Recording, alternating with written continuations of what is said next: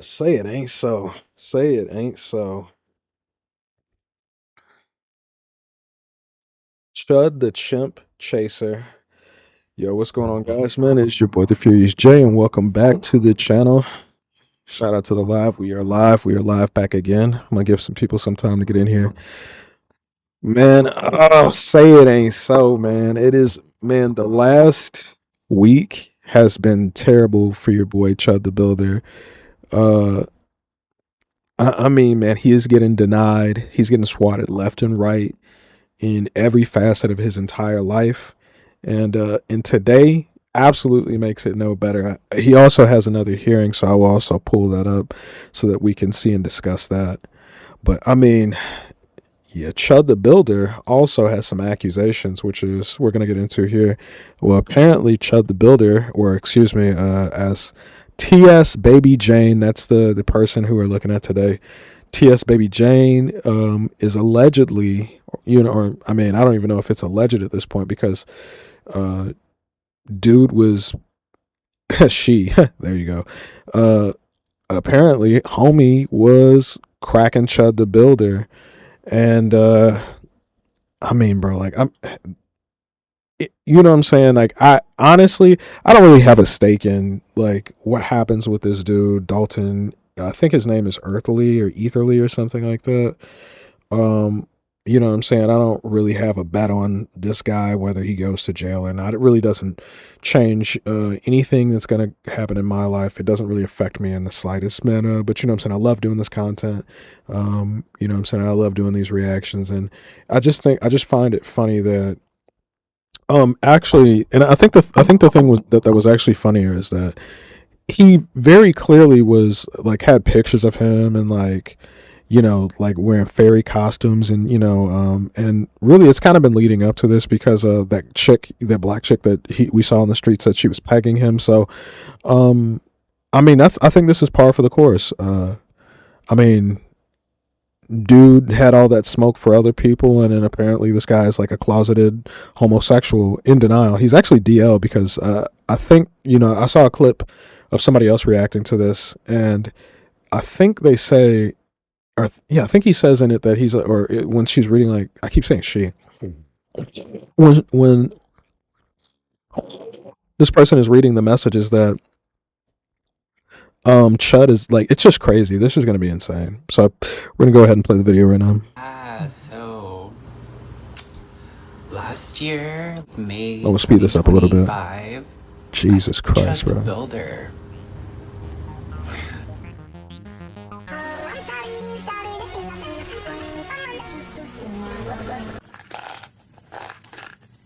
Oh fuck, man. So I was gonna give y'all some contrapoints. I don't know, it's just like, why? Because girl, I should have made this video like in May. Instead, I've been working on it. And it's not like I don't have to actually say. The writing was important. The rest is not. And also, I'm never going to say this exactly the same as I would a year from now. In the end, it's just like, say it. That's for all my procrastinators out there. Okay. You good, Mike? Me talking to my dad. I've been seeing... Bro, what the fuck is all this, man? Let's get straight to it. Who the fuck is this? That's not Chud. Who is that? So, in March 2025, I went through a breakup with my mechanic boyfriend. When I started dating Miles, I was only 3 months on HRT. He was the first guy I went out with post-transition. We are not trying to hear this bullshit, tragic backstory. What are you talking about? I noticed that the kind of men who were hitting me up were different from the gay men I pulled pre. I met Chud the Builder a month after my ex. Okay, there it is. When I was LARPing as Vine and continuing my tranny hoe phase, Chud showed up looking buff, beautiful, with his chaser trait and mustache. It flattered me. It's kind of sad that he was the only man in my DMs talking like a normal person. You okay, dog? Man, what's good, man? Shout out to Solo Guy, shout out to K, man. Appreciate y'all, man. Stop by the stream.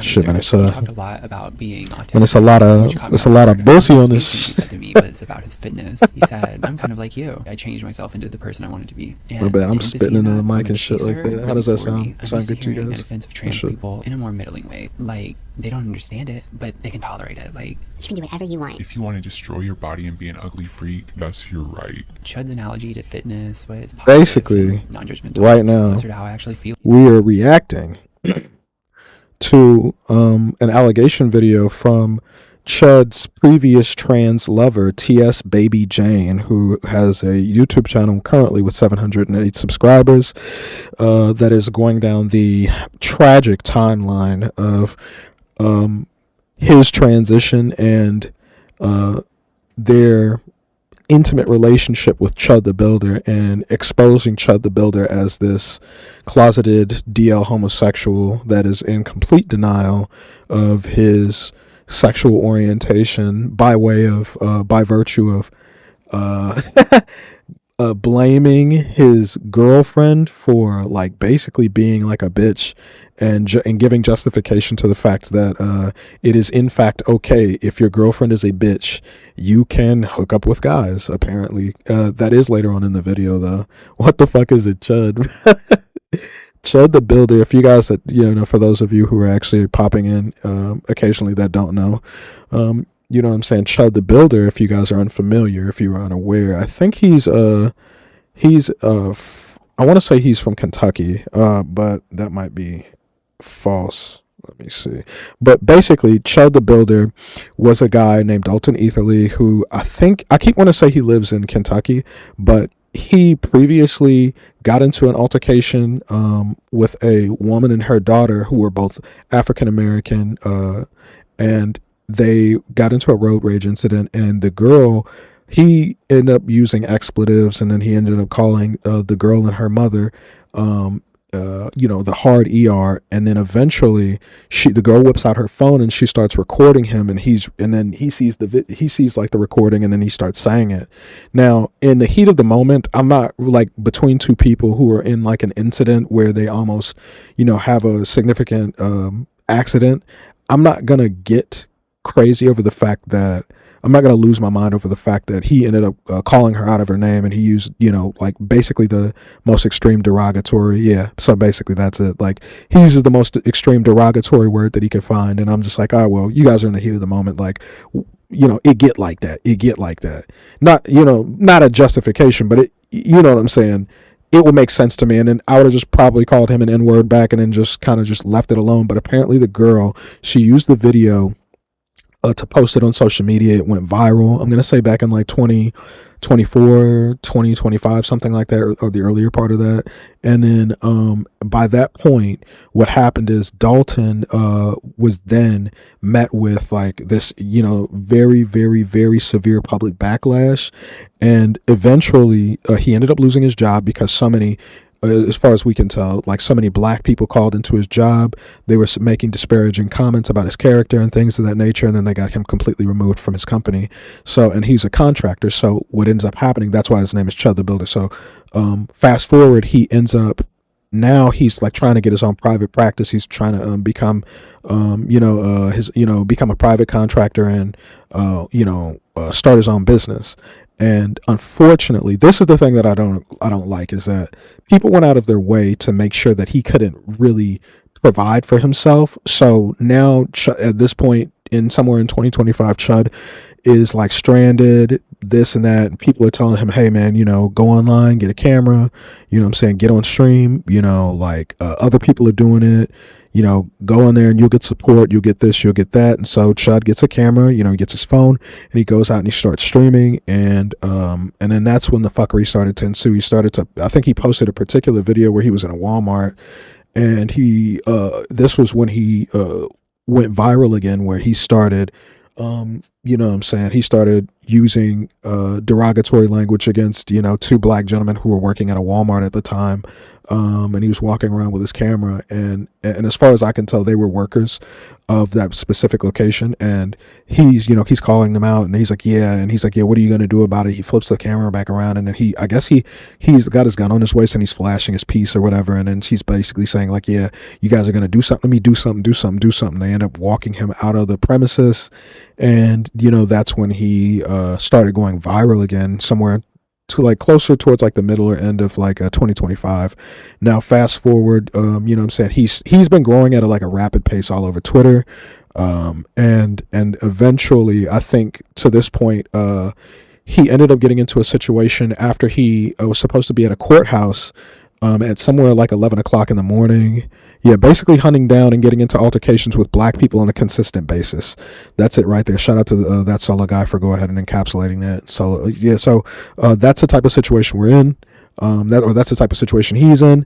And we're gonna go ahead and we're gonna crack on with the video as his former transsexual lover T.S. Baby Jane breaks down their relationship in this 42-minute expose. So let's get into it. Feel about being trans. I transitioned to make my life better, not just for aesthetics, a fetish, or whatever fucking rage bait reason they thought of this month to impose on us. When he hit me up, I asked if he bottomed. I don't know why he said this. Basically, like, he said, I'm a top. I've never bottomed. I don't want to bottom. Like, I don't do any of that gay shit. And I don't know if it was like my fault, because back then I was like, I don't like bottoms. And I mean, bottom chasers are a thing. And girl, I'm 6'2". Like, I feel like it was just me. Like, I'm so HSTS bitch. Like, oh my god, like, I'm only a bottom. Girl, you don't even know how to bottom.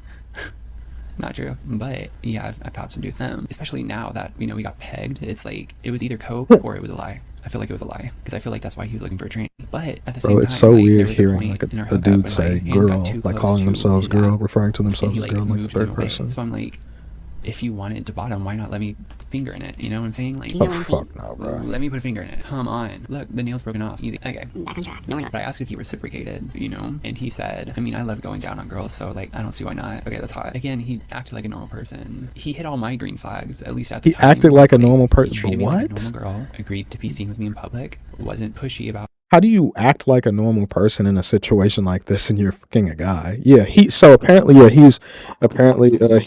saying he went into the relationship apparently saying that he wasn't gonna get pegged. He's like not a bottom in their DMs, and then all of a sudden like they get to it and he'll be like, yeah, I'll go down on you. And yeah, and there's another video and I'll play that later. Or I might try and find that actually, but basically Chud ends up getting confronted on the street not too long ago about his history with this black chick, like who basically, like, you know, saying that they used to have a past, and then she went on and later exposed them after she had kind of ran into him on the street or whatever, because she was like, well, you know what I'm saying, she's got like a mutilated clitoris or whatever, and like and her vagina is like messed up or whatever the fuck. So she actually is like a dominatrix or whatever, and she gets paid to put a strap on and peg guys basically.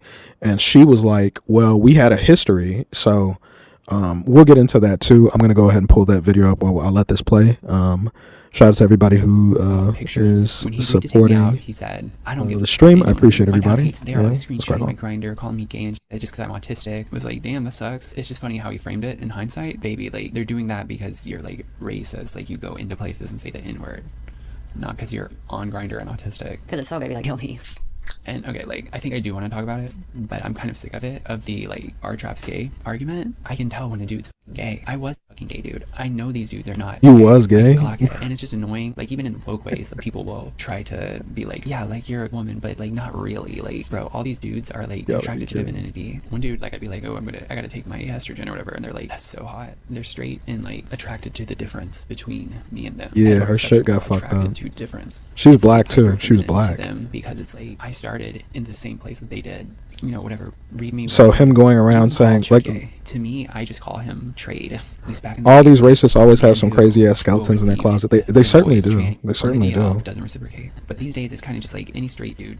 He's a fit boys, like, he's down. I feel like it's a good word for that. I guess it's like ball culture or whatever. Sorry, they came up with a good word. You know, black people came up with trade. White people came up with gynosexual. Ew. Girl, what? You ain't trying to smash my gyno. I'm so sorry. I don't know. Like, I've seen what happens when men come out as dating trans women. My ex, like, whenever he posted pictures of us, I mean, he lost so many friends. It does suck. I don't think any straight man is fully it sucks, all right, in their sexuality enough to just be like, yeah, I'm a straight it sucks. Yeah, for sure. I'm sure there's some base dude like that, you know, but if they're woke, they have to be like, I'm queer. I'm like, no, you're not. I hear all these stories from these bisexual men who are like, I date women, I date trans women, I tried to fuck a dude, but my heart's just not in it. I just couldn't. I don't know what's wrong with me. It's like, because you're not gay. You're trying to take the trans women are men argument and you're trying to make it woke, and that's based. No, that's why the premise doesn't fit. I have never had a dude me and then he goes fucks dudes. I guess Chud did that.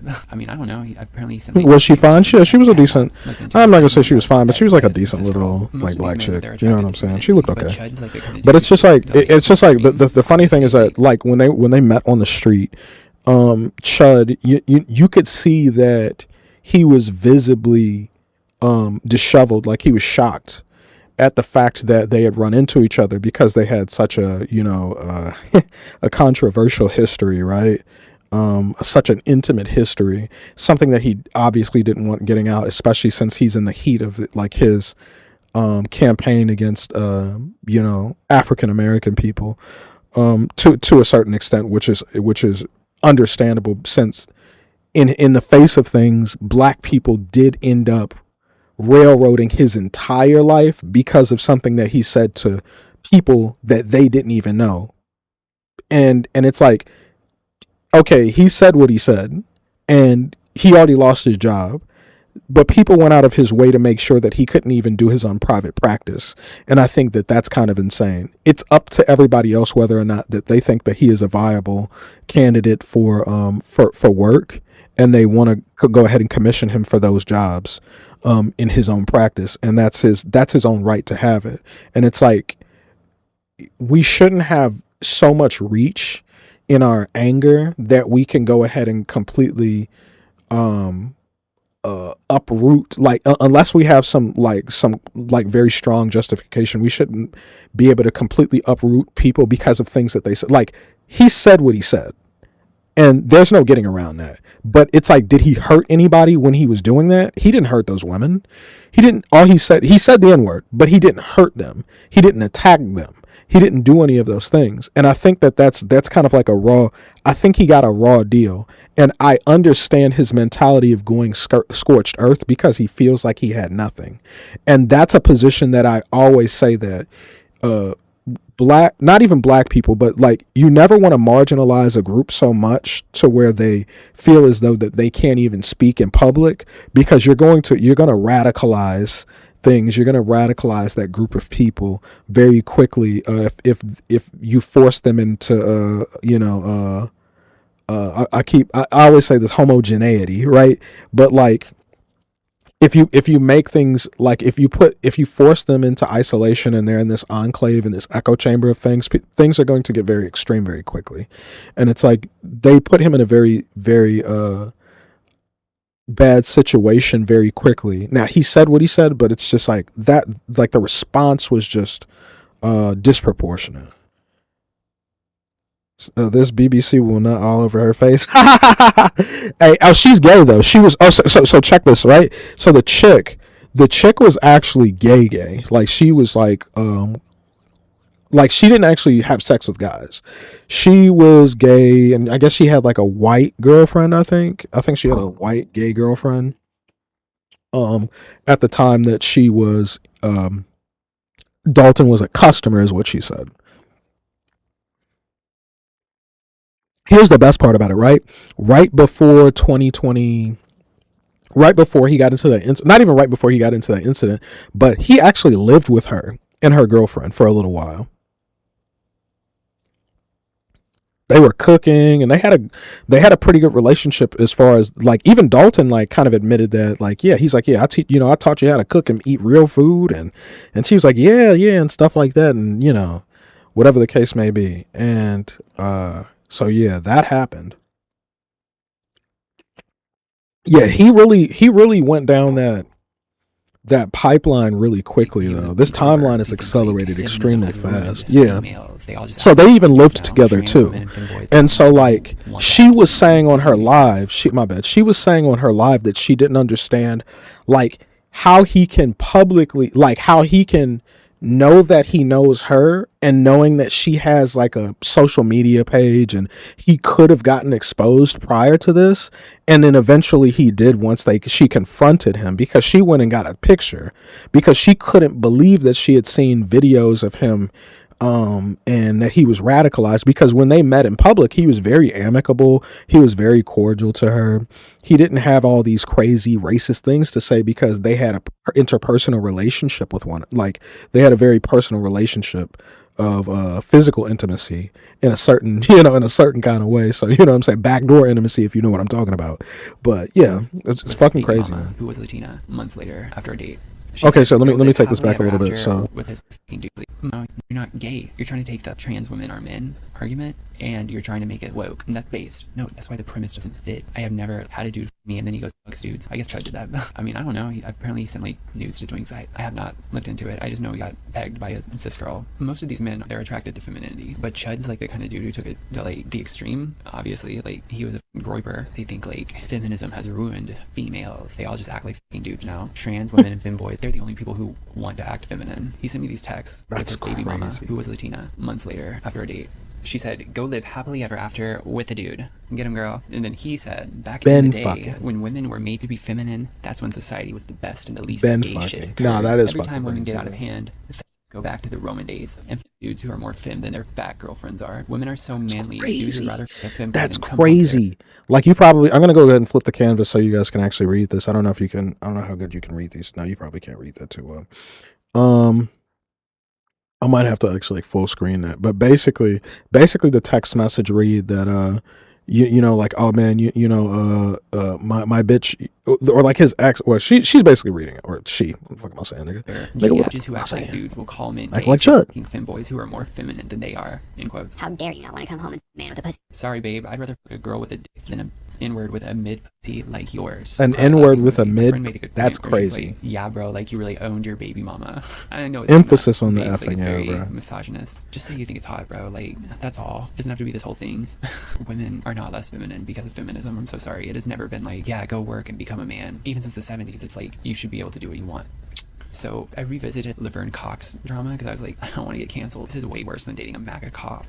But I'm kind of convinced, like, unfortunately, maybe a white bitch needs to say this. Most of the men I've dated have been conservative. Most of the dudes, though, are not. That's crazy. They're like, they are normies about it. Him being vaguely Republican was not a red flag. There were some things that made me suspicious. He said he was no fap, but I always get in this What? argument with the one woke chaser I date. He is like, why are you always dating conservatives? I'm not trying to. This is just the men who I attract. A lot of it has to do with these men think about their masculinity as much as like trans women think about like femininity, and they're attracted to that contrast. And so you tend to attract these like patriarchs who are hyper masculine, and Chud is just the Grover version of that. I mean, and also just like being This is you can't see crazy, bro. tattoos in this video. Being an alt girl, you attract cops, and being a tranny, you attract Republicans. So I just hit the start streaming button. Burzum hoodie to destroy any credibility I might have. Yes, I'm wearing a Burzum hoodie. No, y'all don't know who that is, but you'll Google it, and then you're good. You can hate me. I wish I was that bad of a bitch, but I'm like, I'm not actually. Like I'm pussy. I'm pussy. I've been putting this video off because I'm so scared. We met at a pizza place near my house. This is fucking When he got out of the crazy, truck, it smelled like straight weed. He was taller than me. And when you're like a 6'2" tranny, it stands out. I could feel the intensity radiating off of him. Yeah, me and my The darkness. me and my brother were sitting here actually talking about like what, like, I've seen a lot of like trans, like guys who transition or whatever in the, you know, the case may be, and they all have like a certain phenotype. And I swear to God, most trans dudes who like, they end up looking like this, like they have like the same facial, like facial structure, and it's like it's always the same fucking thing. So it's like my brother was like, yeah, it's got to be a bloodline, bro. It's got to be a bloodline, man. It has to be something that's inherent. And to that, I honestly think that he might be true. Like he might be. When we were walking into the restaurant, you might he be turned right, to me and bro. said, like he'd almost forgotten. You're very beautiful, by the way. It was in this tone, Crazy. like he was admitting it. I said, "Thank you, you're hot," and he dismissed it. At the restaurant, I clocked that he was only drinking bottled water. It kind of hit me. Oh, you don't drink fluoride? And he kind of mumbled about it being feminizing. And I guess he saw the look I made because he said, like, you can keep drinking it. Which, I mean, I thought that was really funny. After that, I was kind of connecting the dots that, like, I think this dude is a groiper. That, plus his intensity, worried me enough to be second guessing my choice to invite him into my house. When he Damn. left, the hostess was glaring at me. She just like staring at me with like shock.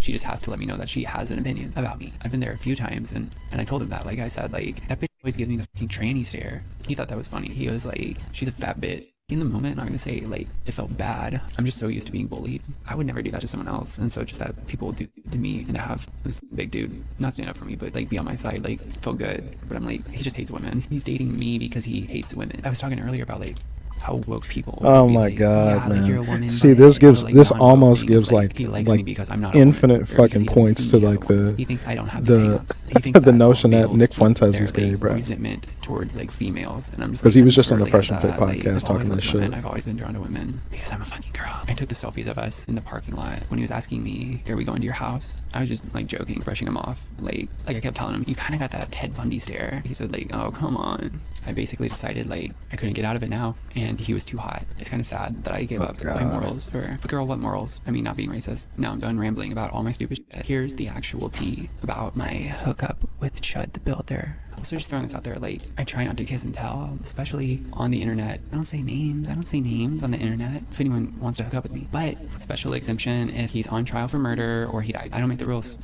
Like low-key, it's like the People's Court. It was court-ordered by T-Still. Isn't that like a dead channel? Anyway, I invited him to my home. He was 15 minutes after me, texted me saying I have to roll another blunt. When I was writing this and I got to this portion, I was like, I'm kind of just writing like Groyper Yowie. And so I'm just gonna like, I hate that word, but pretend it's like a spicy TikTok book you got at Barnes & Noble. No, they're out of business, right? At Books A Million, where printed media is sold. Oh my god. Oh my fucking god. But anyway, I just felt like corny, like writing Bro, this shit out. fuck We no, ended up what in is my this? living room. I Just must have talk been about showing it. him something because he was sitting in a chair near my computer. I think he grabbed my ass when I was walking by. I ended up straddled in his lap, and we started making out. It was hot, and we can feel our Fuck no, bro. touch. My eyes were closed as I felt his arms tighten around me and sneak. Bro, I ain't gonna hold you. This is the gayest shit I've ever fucking heard in my life, bro. Just for posterity, man. Fair use. That we are looking at this and dissecting it as a reaction only, bro.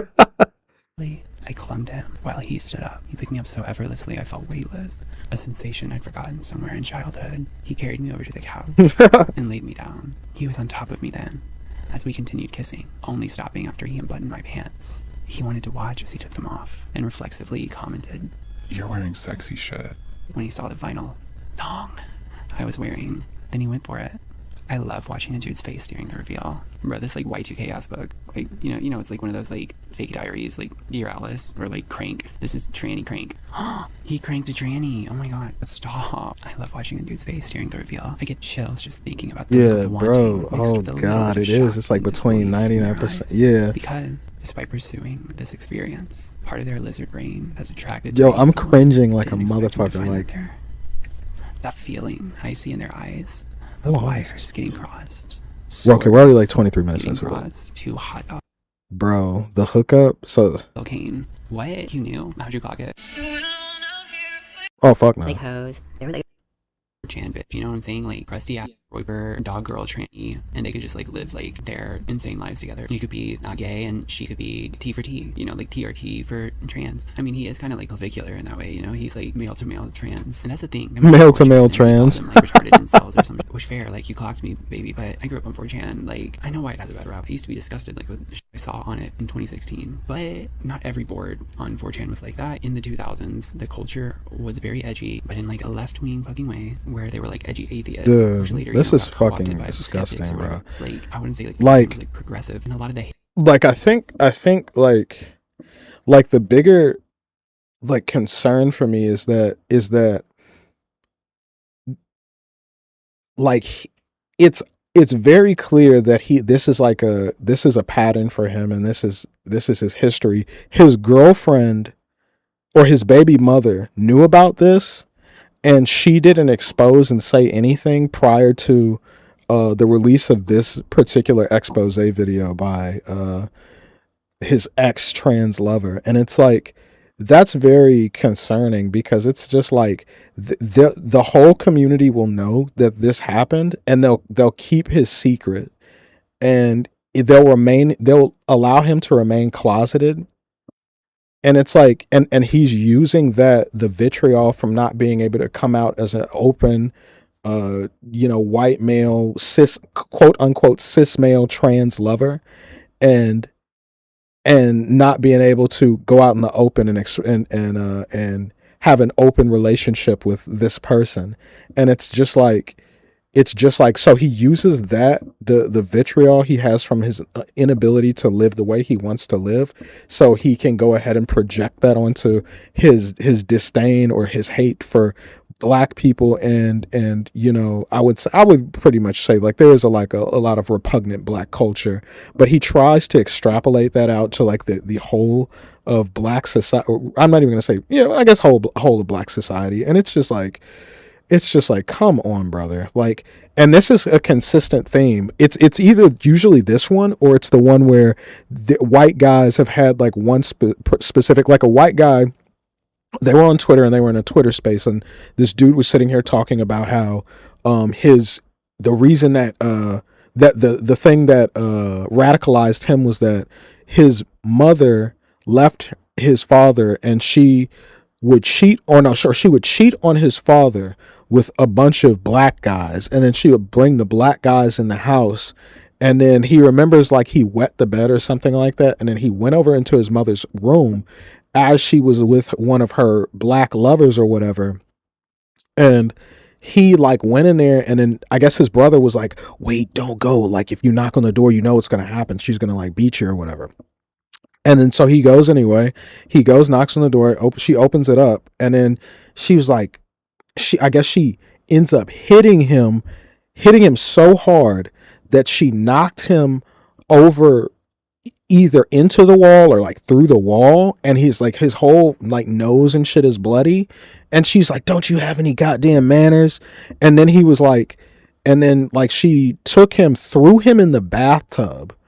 And like just literally tossed him into the fucking bathtub and just left him there with his clothes on, I think. And then I don't know if she like, I can't remember if she drowned him or not. I actually can't remember where I heard that from, so I'm gonna have to go through my YouTube history. But somebody had played that shit. The shit was fucking insane, bro. Or no, I think, yeah, I did, and I did end up seeing it in a smaller YouTuber's video. It's fucking crazy, but you know, like these guys have these experiences, and then he hates black people. Oh no, and then I guess she would beat him, but she would get beat by some of like her black like boyfriends or whatever, or something like that, and that really radicalized the dude into like being a white nationalist and a neo-Nazi and a white supremacist. And it's like, bro, like that's fucked, bro. Like that's absolutely fucking bonkers. That's like that's your narrative, man. Like that's your life story, and it's like, my mom got fucked by black guys by choice, and that's what made me. That's what my mom used to beat me, but now I hate guys. And it's just like, come on, bro. Like that's just crazy. The politics board. I was on there when I was like 11, but I was a fucking loser on the Pokemon board. You know what I'm saying? Like I was on the drawing boards. There was not crazy racist shit. Like I remember the day they made the LGBT board. So I'm not defending 4chan or Gropers. I always thought like, oh, maybe he's like more on like that Andrew Tate kind of shit or whatever. Whenever Clavicular popped off, like I was like, oh my god, that's what Dalton is. Whatever space between, that's where Chad the Builder is.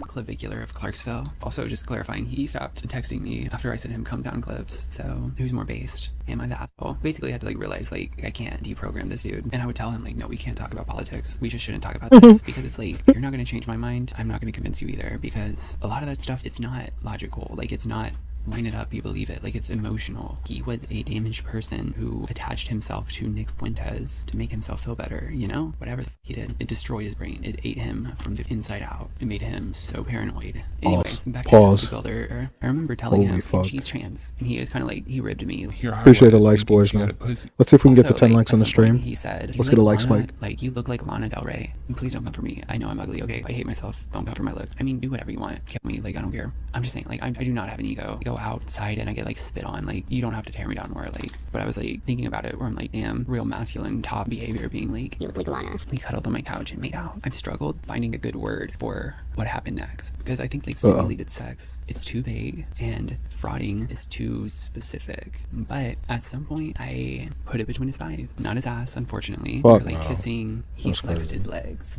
together, it's funny from like Mr. I'm not a gay bottom, when it's like, we all know now, like, he got pegged by black women, so like, I don't know why he fronted so hard as a top, especially to a tranny. Fronting is a good word. Like, I remembered this, like, this came back to me. What we did was kind of more gay. Like, bruh, you just got your chud ussy pounded. What else have you got to lose? Like, just flip over. Why am I losing my voice? I felt like Dalton wanted a trainee trad wife. We talked a lot about his job. I don't think he ever asked about mine. Several times after doing things for him, he called me a good girl. It was hot, like, don't get me wrong, but there was something unnerving about it. As corny as it sounds, I wondered what would happen if I was a bad girl. Chud was very intense. Ted Bundy stare and all that. He was bigger than me, and he would switch from being overly affectionate to Bruh, annoyed this is just and fucking angry. crazy. Later down the road, he would neg me over text like, I miss your big forehead. And if I pushed back, he excused it, You know I love you. which for one date, he said I love you like a few times. I said it back. I didn't want to get murdered. Maybe I did mean it. I feel like we both meant it a little bit because we're broken fucking people. I wondered all night while we were kissing, laying next to him in the TV's ambient light, what continuing this would look like. Every observation pointed to it being physically, or at the very least, emotionally painful. I could never know. I make no allegations. While we were kissing and afterwards, laying next to him in the TV's ambient light, what continuing this would look like. Every observation pointed to it being physically, or at the very least, emotionally painful. And I can never know. I'm making no allegations, but that's what I felt. Love bombing, to the negs, to calling me a good girl, it all felt a little bit threatening. I wondered all night, but what scared me It all more felt than a any of little that bit threatening? was I kind of wanted to find out. I felt lured into his darkness by my own Lured into his self-destruction, darkness? my own Oh, self-destructive fuck no. curiosity. The second half of our night was more blurry. I remember us during a pause in action, all of his weight on top of me. I heard Western Nights playing in the background. I'd always skip that song until that night when, I'll just fucking say it. It's funny because it was like mid 69. A particular lyric from it struck me. Brother,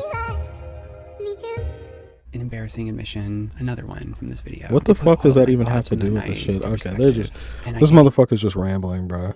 Chud the prisoner. All right, so we're just gonna skip to it. Like, we're just gonna skip around because that's just too I am much. not defending him. When I first started making this, way too long ago, when all of this first happened, when I first found out and first started hearing about him from my friends on Chapo Trap House and Hassan and whatever the fuck. My friend, she was like, there's some other Nashville Chud running around. Kind of looks like your Nick Fuentes trade. I never called him Chud the Builder. I knew that was his Instagram name. I always called him Nick Fuentes trade. And I was like, what's his name? We were walking like my jaw, like 3 blocks down. Like that shit was crazy. And I was like, gotta talk about this. Like, I've been thinking about him before he was Chud the Builder. He was always kind of like this story that I told people, like, just like blew their minds. But I've been kind of like putting it off because I'm like scared. Yeah, I just gotta stop being a pussy. I gotta just say it. All of that to say, when I first started making this, I was worried that his fans would dox me. But the more I saw about him, the more I realized he's not really a part of anything. He's a lolcow, a rare bipartisan one at that. Even his favorite catboy gooner, Destiny Fellatio receiver, Nick Fuentes, denounced him. It's kind of crazy he scared me off with a dude who called him a retard hurting the Groyper movement. Even this video is just adding to the pile of Chud humiliation content. He's not inspiring the right into a race war. He's Lily Tino for Groypers. Do I need to explain that? Okay, trans people are the biggest Lily Tino haters because they're Oh, like, you bruh, make us damn. fucking look bad. We don't need another Dylan Mulvaney. Stop this before you make us more of a laughing stock. I don't know who Basically, any of you those ugly fucking or people whatever. are, by And the it way. seems to me like Chud is that for Groypers because they're like, look, you're just like making everything worse for us. This is not gonna solve this problem. I mean, Nick Fuentes isn't stupid. That's the thing. Like, he knows that you got to change the system. Yeah, or whatever. You maybe just he can, individually bruh. go around saying slurs until whatever happens. You know. While making this video, I've been reconciling 2 things. The first is, why am I even making this video? I think I vaguely started out with a hope to do something by bringing this to light. But I mean, the black girl who pegged him made the critical hit. He's going to prison as the racial slur streamer who got pegged by black girls and cross-dressed. I really don't think I can do more damage than that. At this point, I have more to lose by admitting this than he does, but also maybe that's a good thing. I don't even remember writing this. I'm like, what did I say, girl? Oh my god. Gee. I'm an art hoe for life. I can't stop trying art to make hoe sense of for things. life. I'm so fucking maybe done. the temperature being lowered means that whatever cold comfort he got from being a Groyper destroyed him in the end. I don't know what his wound was, but there is some sympathy I feel in that. In the same way, I have sympathy for the guy who shot my boyfriend. 2 lives were destroyed when Miles died. Of course, it's hard to watch the vitriolic, stupid racism in his videos, but just underneath that, I'm unsettled by the death drive that he had. Eerie, like watching a live-streamed suicide. I don't know what the future behind bars holds for Chud. Probably a lot more bottoming, unfortunately, but it's downhill, whatever it is. Because Yo, aside from the cat scratch, fucking male female, like, I don't know, man. This freak voice, homie's got, man. video was thorough. There's a lot of information there. You know what I'm saying? And it's pretty clear to me that there was just too much detail in this situation for it to just simply be an allegation. And it's just like, as far as I can tell, I would imagine that this in its totality is going to end up hurting a portion of not Chud's case necessarily, but the support that he got in public because of this has now come to light. Or actually, you know what I'm saying? Or they could all still choose to ignore this. So I'm interested to see how this is gonna look for Chud the Builder going forward, because you know this is actually, or I'm really interested to see how public support is going to shift, whether positively or I'm almost leaning towards the fact that it might public support might shift towards him positively. Just in the face of things, they're just like, well, we're not going to give up a guy simply because our disdain for black people and the collective black behavior and black people's lack of morality, and we're going to use that as the linchpin to like continue to push forth this race agenda. And it's just like I can believe that. I can honestly believe that that would be the case, where they're just like, yeah, fuck it, man. We're just going to keep pressing forward with it. You know what I'm saying? By the graces of God, hopefully, you know what I'm saying? Everybody will just forget about this. This will just be for, you know what I'm saying? Like this will be just like a lost thing, like to the past or whatever. And I'm just like, nah, bro, that's definitely not what's gonna happen. People are gonna fucking remember it. They bring this shit up. People are still bringing up, like constantly bringing up the Epstein files. That shit's not going away. We want to see those Epstein files 2026, man. Come on, let's get it. I don't even know if you guys can hear that fucking snap. All right, man, we're gonna move into like the next video. Let me go ahead and find. I don't know. That's crazy though. Yeah, it's unfortunate, you know what I'm saying, because this whole thing, I don't know, it just seems like we're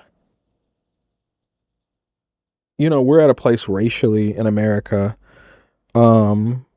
where white people feel as though they don't have a say in their own destiny, and or as far as it comes to their rights in the land of the free, the rights in America, and they feel as though that they can be killed with impunity. And it's kind of ironic given our history racially in America. Yeah, man, some interesting stuff is going to come out of this for sure. The implications are very profound. Now, actually, I was looking at this other nigga do this shit, but look at some fucking. Is this the Kai Cenat shit? All right, so I guess I might just go ahead and take a look at this shit and jump straight into this. So basically, I might just go ahead and do this shit since this is like 20 minutes long and it doesn't really matter. I'm gonna go ahead and take the Chud the Builder shit off, man. I appreciate everybody for stopping by. Man, yeah, y'all funny in the chat, man. Y'all stupid as hell. My boy actually said, yeah, he's gonna be somebody's prison queen soon enough. Meet for some gym monkey. And then bro said, yeah, well maybe Chud can find his trad feminine queen in prison. That's gonna be funny, bro. Yeah, I mean, and he's gonna. Chud is, and then Myron Gaines is such a fucking simp for him. Like, Myron, I'm a very reasonable person. I understand to a very, very small, or I'll give it to you. Let me just say I'll play advocate in the situation. I understand why you do not want Chud the Builder to be found guilty, and you want Chud to be exonerated in this situation because, and blah, blah, blah, whatever, it doesn't look good.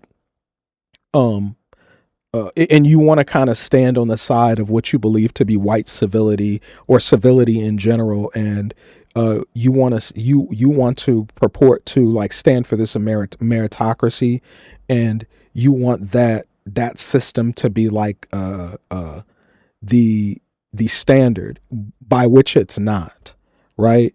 The standard is whatever the fuck the dominant society chooses, whether it choose, you know what I'm saying, white, you know what I'm saying, as they say it, white supremacy, whether it be, you know, maybe meritocracy or the third, or really a plutocracy, you know what I'm saying, what am I trying to say?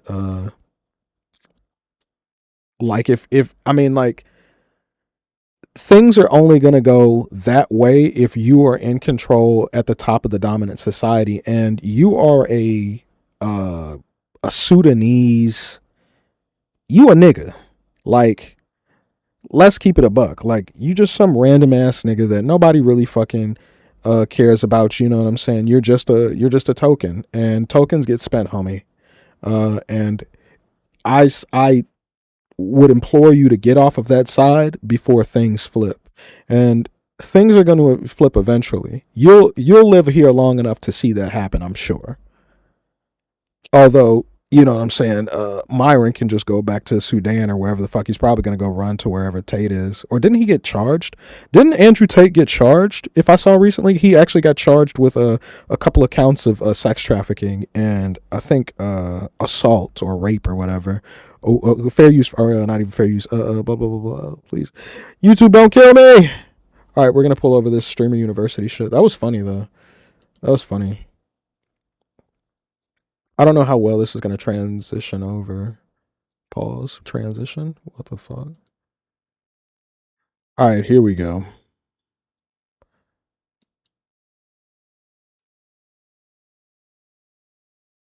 Oh my god, bro.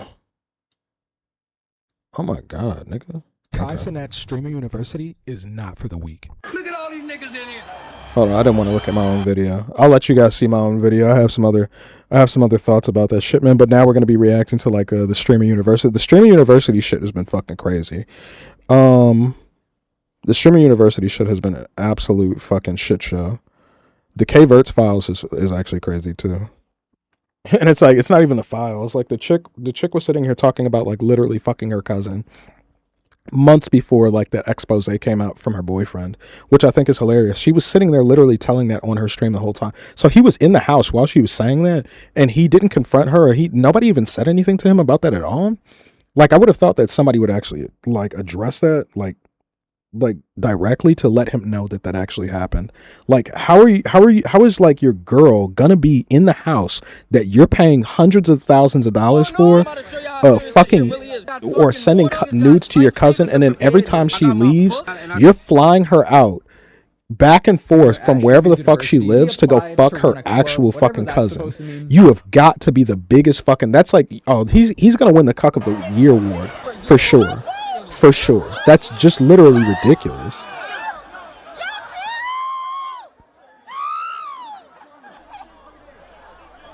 Kai Cenat Streamer University tryouts were honestly, unsurprisingly, a complete clown show. From Kai Cenat sneaking in well-known streamers in the back door, Ron, Marlon, and Lacey ended up showing up, and while we were waiting in the front, they were only letting about 10 people at a time to actually go inside and sit down. While everybody else had to stand out in the hot sun for 10 plus hours just so they could get their clips, just for Kai Cenat to shut the whole thing down before everybody had a chance to go. Everybody wasting their time. Everybody outside. Everybody still waiting. All the while, the people that did manage to make it in there for the tryouts were acting like a bunch of goofy goobers, even though in reality, none of them were ever gonna get in the first place. Exactly. And all of this was just for show, to build more hype around the return of Streamers University. So a couple of weeks ago, Kai Cenat actually announced the return of Streamers University, and although essentially absolutely nobody blew up from the original one, everybody and their mom decided this was their big break, and they absolutely needed to apply. Like when Keith Lee is applying to be at Streamers University. For the last 3 days, I've been thinking about how to do this and what I'm gonna say, but this is my official application to Streaming University. This is my 4th take, so hopefully this is the one. That's when you know that's his 4th take. God damn. Application for Streamers University and whip out that a vest with your name on it. In all seriousness, though, he didn't actually apply to be a streamer at Streamers Okay, so like University. this is He my applied to run thing. a club, whatever Hold on, that's because supposed to do. I just dropped a video earlier today talking about this, but there are some things that I left out, you know, concerning like the Streamer University situation. So, like the thing is this: it's like Streamer University is not an opportunity for for the underprivileged streamer. Like, it's not an opportunity for people who don't already have a following to gain an opportunity to like amass a like to garner attention from like the, you know, the broader audience that is you know, the mega stars like Kai Cenat, IShowSpeed, and, you know, people who are their cohorts and the likes, you know. And it's like a lot of people that were like this guy, for instance. This is perfect. So apparently this guy is known.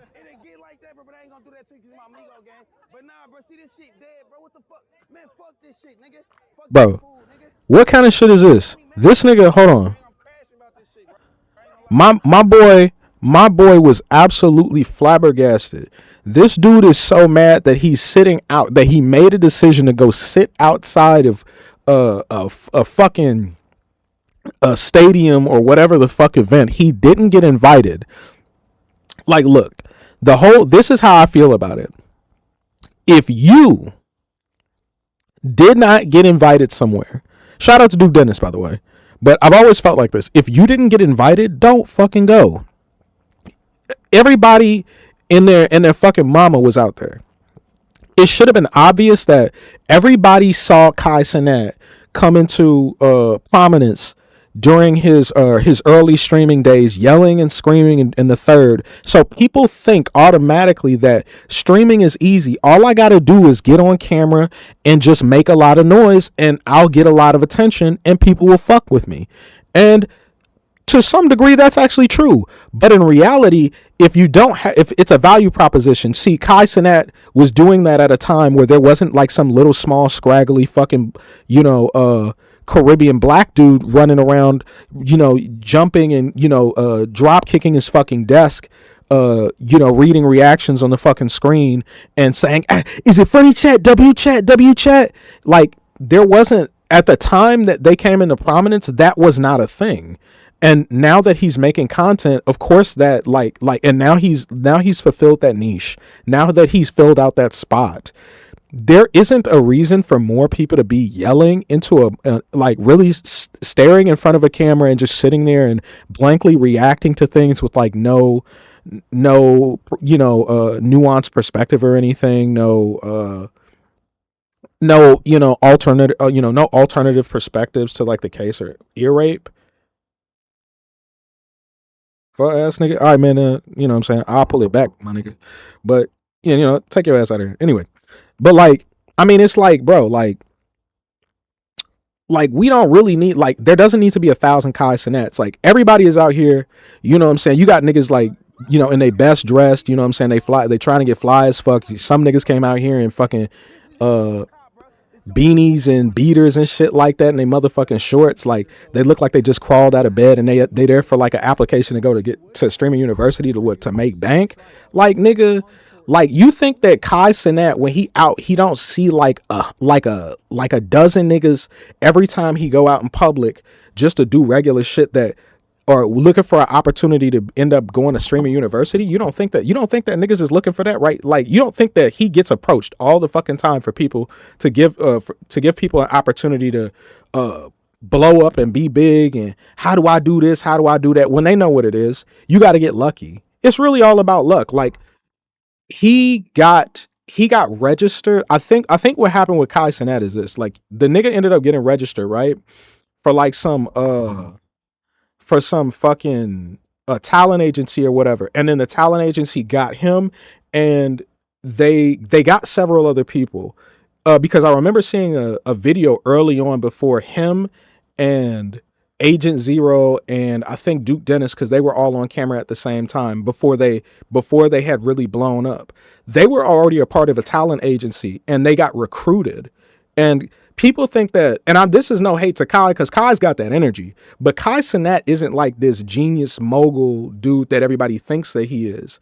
That's why, like, Kai Cenat has like a very, very large established team of professionals that are going around figuring, you know, they're sorting vetting venues. They're doing all sorts of things. They're rummaging through like hundreds of fucking ideas to like figure out whether or not like there's virality. They got this whole formula set up. They're running like a business behind him, and they've been doing that since his like not even, I'm not going to say the start necessarily, but he was posting videos early. And I think he got picked up by a talent agency and they put a lot of money behind him. And now he's like the biggest streamer in the fucking world. But you can't do that unless you have like a very big machine behind you, bro.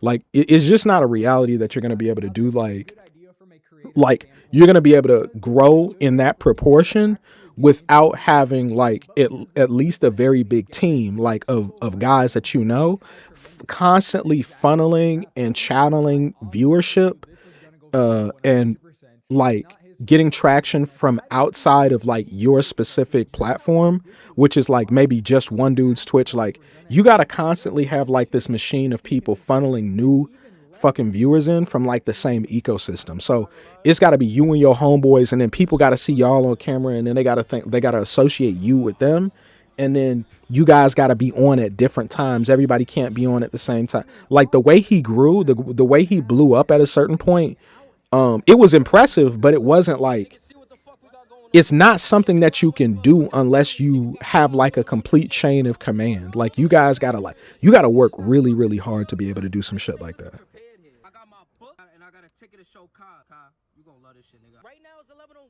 Oh my god, man. Yeah, you can get out of there. But still, like, seeing the early AMP and they had an audience on that channel, but none of them were streaming. Yeah, they didn't stream, right? So it's like early AMP content didn't even involve live streams at the time, and then they transitioned directly over to doing live streams. Now, in all fairness, it makes sense that you kind of grow that platform first, right, on another thing, and then you try and funnel people over to the other thing so that when you start, you can hit the ground running. But that's not what happened. That's not what they ended up doing. Or that I'm not going to say that that's not what they ended up doing, but I'm just going to say that they had so much help in the background on that initial push, and it wasn't just from their work ethic. You know what I'm saying? Like they had a machine behind them helping, like in the background, moving things around so that they could get to where they are. And like somebody's orchestrate. Like I actually have to like do a little bit, like a deeper dive into like that situation. And you've never streamed on Twitch a day in your life. When you finally make it back home, go ahead and do everybody a favor and keep your ass in the fucking live chat where you belong. Can y'all even hear that? Crazy too, because that clip that you just saw right there was probably the most chill and mundane this situation was ever gonna be. Because by the time that the sun actually rose over there in NYC, like I actually have to like do a little bit, like a deeper dive into like that situation. I'm gonna be honest, I'm low-key late. We late as fuck, I'm not gonna lie. I'm gonna. Hey man, yeah. When I'm live. Yeah. Hey, when I'm live, man, make sure to go ahead and let me know what the audio and shit is like, man. Yeah, I don't want to be screaming in the mic. That's like the second time somebody told me that. Like nobody ever tells me shit like that. Y'all gotta let me know. What the fuck are we actually doing here? Jobs, bro. Do people not have that anymore? At least that was my first thoughts until I realized that a lot of these people unironically quit their job thinking they were gonna go all the way with Streamers University. Yeah, no shit.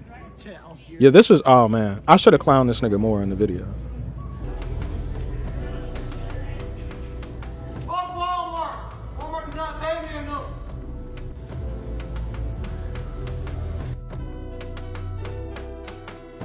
I don't know what economy you guys live in, but I would like to join you. Invite me to the server, please. Like where do you get off as like a minimum wage worker with like no other options and no other skills, and you see a dude is doing some Streamer University shit? You get the notification that you know what I'm saying, he's about to do auditions for, you know, Streamer University in your city or whatever, and you quit your job before the fucking thing instead of like, if it would make more sense to me, even though it would still be fucking stupid, if you went there, you thought your audition was good, and then you did, well, even then that would still be really stupid. But like, why not get the fucking confirmation and then do it? Like, I think people are so fucking, they're so lost on the idea that like everybody got told this story of like people who went all in and they threw caution to the wind, and they were just like, if I'm gonna throw everything to the wind, so I have no other choice but to make it. And that mentality has gotten a lot of people fucked over. And it's like, if you don't like actually have the skill set to be able to like build an audience, if you don't know how to read metrics, if you don't know how to read analytics, if you don't know how to talk to people, if you don't know how to get, if you don't have like a natural ability to get, see, that's what people are forgetting, right?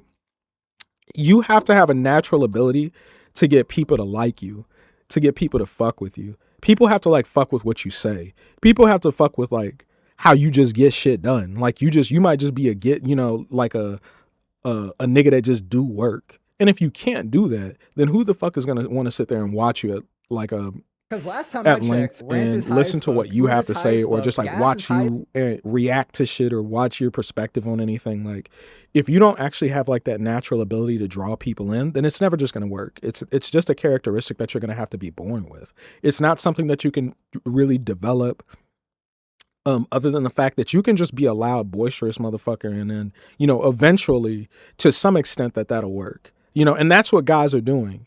You know what I'm saying? They're on and it's just as a side note, me and my brother were sitting there talking about that nigga as Melt. fuck. Melt How are was, you I just quitting seen your Melt job for the crying. chance to He was telling the maybe girl to get leave and she accepted didn't want to into Streamers leave, bro. University? And I don't know what it Like, was. Maybe you it don't was have all the control of waiting your, outside, like, I don't know how waiting for some niggas make 18 it, bro. hours I really straight, whatever don't. it may be. But when the large majority of the people actually got a chance to get in front of Kai Cenat, I mean, quite frankly, they acted like a bunch of fucking troglodytes.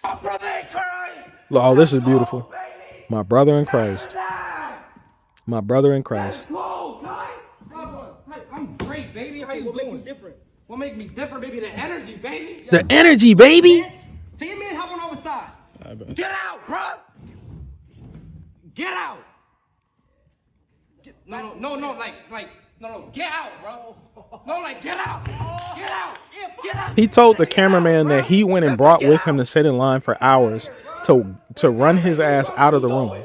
What are we actually doing here? Now, Goofball to be fair, ass nigga, Kai bro. Cenat does low-key act like this on stream, so I don't necessarily blame bro for thinking this was Isn't the that way how to you're go. supposed to But chase your dreams, obviously, Jay? Kai Cenat is not looking for carbon copies of himself to become Yeah, it the sounds next fine to big you, okay. streamer. He's gonna be looking for literally anything that's the complete opposite of that. Craziest part about it, I'm pretty sure this was actually one of the most viewed clips from the Streamer University tryouts. Unfortunately, I'm not able to confirm that because I can't find the clip anymore. I actually think bro deleted it. But despite acting a complete fool, getting one of the most viewed clips from the Streamer University tryouts, when Kai Cenat would drop his video for the NYC Streamer University tryouts, that clip right there was nowhere to be seen. But it was the clip of the girl that showed up and immediately started shaking ass that made me realize that most of these people really showed up with absolutely no plan. All right, sit down. Hey, listen. I don't want to. Hey, listen. Let me set it up for you. Yeah, here's some telling you right advice. now. Here's some advice for people You gotta trying be to correct. You shaking ass? Denied. hold on. Like, here's some advice for people actually trying to like make it in the streaming world. If you want to make it like Kai Cenat did, right? If you want to make it like Kai Cenat did, first of all, you're gonna have to study. You're gonna have to study his content style and do the exact opposite of whatever the fuck he's doing. Right? You can't do you cannot parody what he's doing. You're going to have to do something completely different, or you're going to get like completely ignored. And then take what you do and then go ahead and take it to a talent agency. Preferably go take it in front of the people that are Kai Cenat's talent agents, because all these people have agents, right? They have representation. What you want to do is like, you want to try and get you want to show that you have an idea, and then you want to go try and get representation from the people that are doing big representation for people like Kai in the third, or people who already have influencers under their wings. And you're gonna have to have a really, really, really good pitch, right? And but it's just like, I would think that somebody would have thought about that already, but apparently not. Like, it makes sense to me that Kai Cenat's got like this whole, like running shtick of being like this loud, obnoxious, like fucking boisterous, little boy ass nigga, you know what I'm saying, who's basically freaked the fuck out, you know what I'm saying, screaming yacht into the fucking camera and chat, let's go chat, let's go chat, let's go chat, and it's like, it makes sense to me that somebody from his agency thought that was going to work, so that they went ahead and they forwarded it over the desk to somebody who has more authority and that can get shit rolling. And to me, I'm like, oh shit, if I want to get shit popping, I'm gonna go ahead and take my best presentation. I'm gonna study all the top content creators right now, and then I'm gonna go ahead and I'm gonna forward my resume to these people, and I'm gonna tell them why I believe I should be the thing. I'm not gonna tell y'all why I believe I should be the thing, even though I don't really care about all that shit. But you know what I'm saying? Like, I just think that these niggas are just like, it should stand to reason why like people are not gonna sit there and watch like any of these niggas. And then the fun fact is that when that dude was going around asking everybody whether or not they had actually been streaming, and then he's pulling up people's channels and shit like that, or niggas is saying they haven't streamed, they haven't uploaded in years, or they haven't uploaded on YouTube, and they're not active on all of their social medias. They're not on every platform making content. They're not doing anything. I thought that was ridiculous. How the fuck would you be like going there, like asking for like seriously standing outside for hours asking, waiting to see Kai Cenat and looking for an opportunity, and then you haven't even at least done like the groundwork of putting in more hours than everybody else. At base, you need to be putting more hours in, or the same amount of hours that Kai Cenat was doing at his peak, in order for you to, well, maybe not even necessarily at his peak, but like during his advent, in order for you to be able to get an opportunity in a situation like that. Like, look at these girls. Like, this girl came in there with like no ass, and then, you know what I'm saying? Like, come on, bro. I mean, this shit goofy, man. And then niggas was mad that he left the auditions. I'm finna play this shit. So we just finna play this.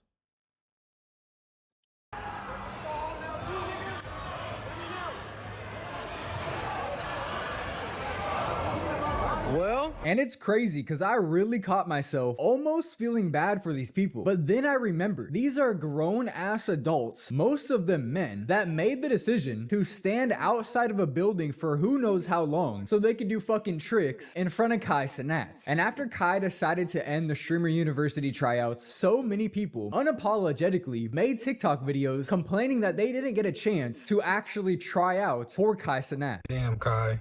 You posted this super short notice New York City in-person application for Streamer University that started at 1 p.m. I dropped everything, painted you this big ass one-of-one Streamer University Kai Cenat painting. Got to the spot at 10:30.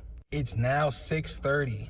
So me and hundreds of other people stood in the sun for, what is 10? That's 8 hours just for you to end the shit while mad people are outside, feet hurting, bags hurting, knees hurting, haven't ate, haven't drank, been in the sun all day, but we all are out here chasing our dreams, following you, and you dip?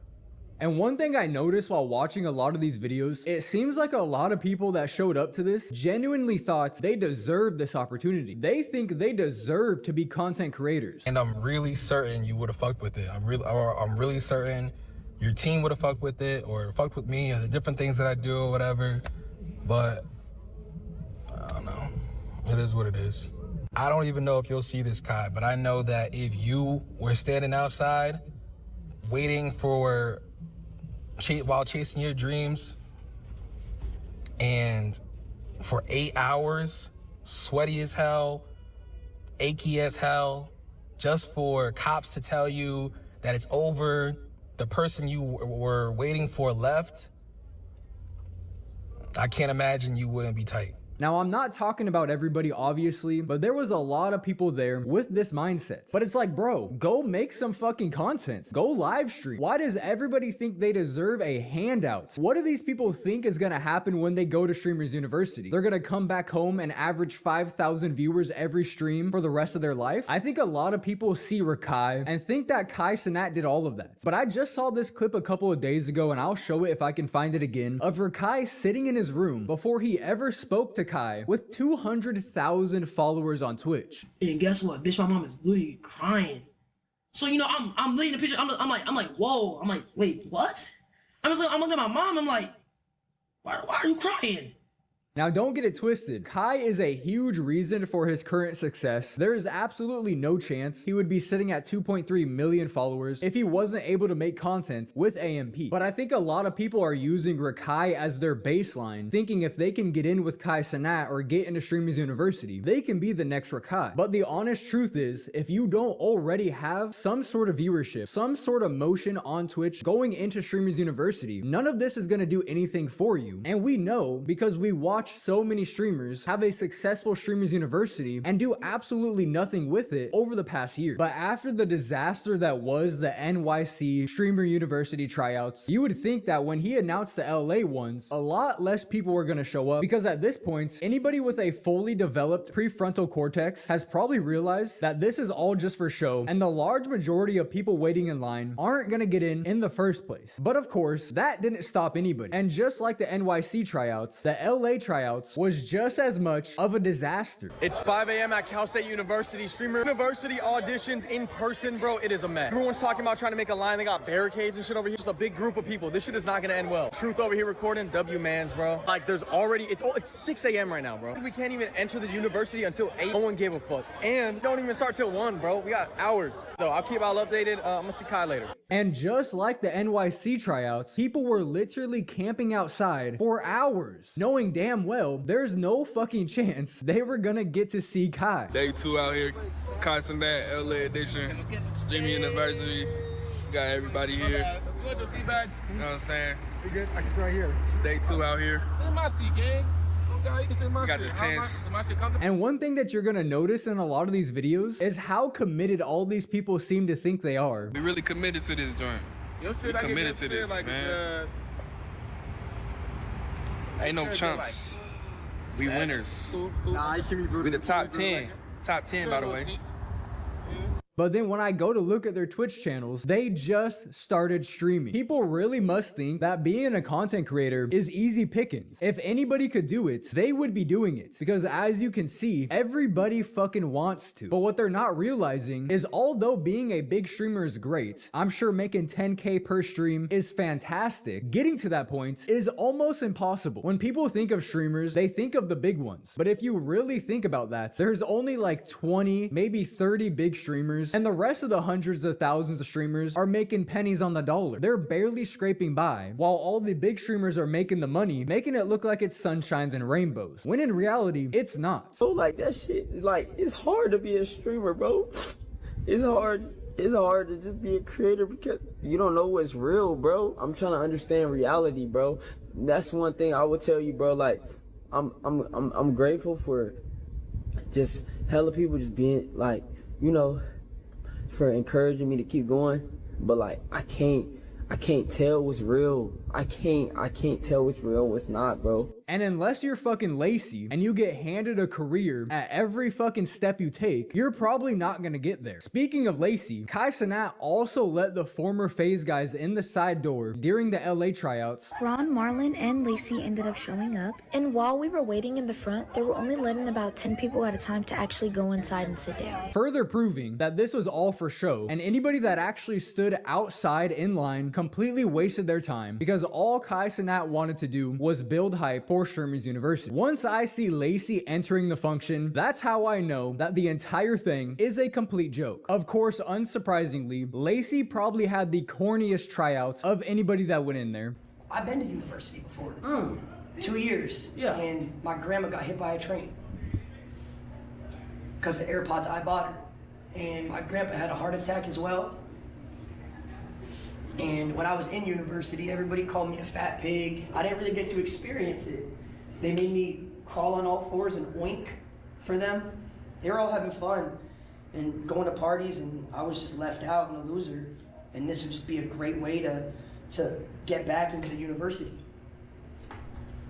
Haha, look at me. I don't take care of myself and my girlfriend fucked my cameraman. Like, okay, bro, we get it. And of course, out of all of the streamers on Twitch, it would be Lacey that felt the need to say something about the people complaining about not getting in to the Streamer University tryouts. I see so many clips of people complaining about, oh, I've been stuck in this room all day. Oh, I've been waiting in line for 2 days. First off, Kai never told anybody to wait in line.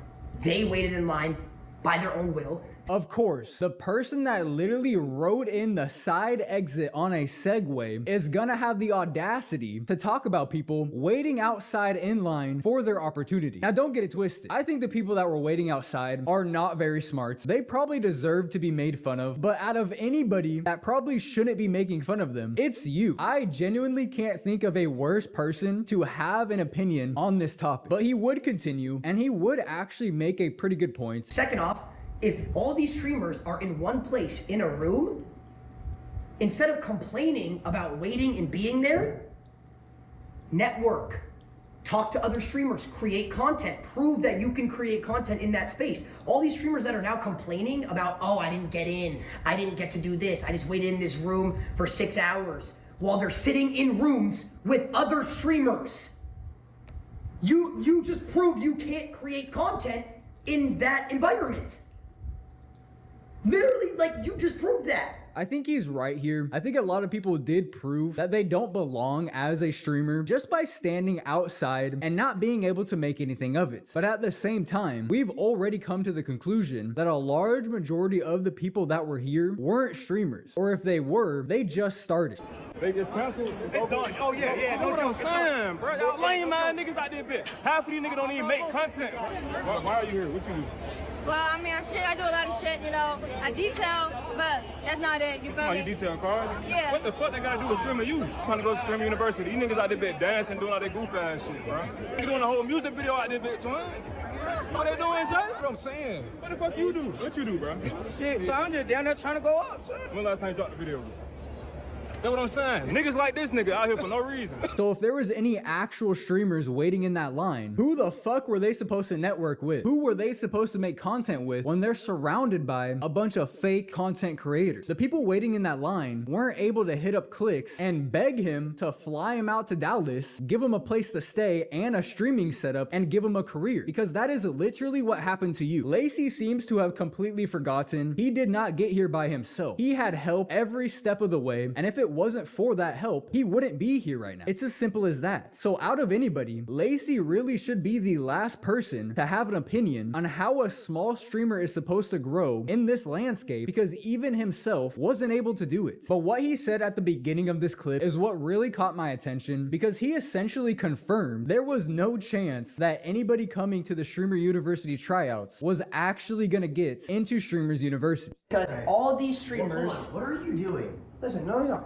All these streamers went to these Streamer University auditions thinking that they were genuinely going to get accepted into Streamer University by auditioning in person, when that's just simply not the case. What a fucking joke. Genuinely, anybody that showed up for these tryouts were nothing but guinea pigs for Kai Cenat for the videos that he's gonna slowly release over the next month, building hype for Streamers University. And it's crazy because Kai genuinely has these people wrapped around his finger thinking that he actually cares about finding the next big streamer, when in reality, all he wants to do is make more money. So after 2 days of the Streamer University auditions, both of them being pretty unsuccessful, you'd think once he announced the third ones in Atlanta, at the very least, there would be less people there, considering we've already seen it was very unlikely that you were even gonna get in to do the tryouts in the first place. But for some reason, not only was it packed with people just like the last two, but somehow it seems like the Atlanta one had even more people than the last two, maybe combined.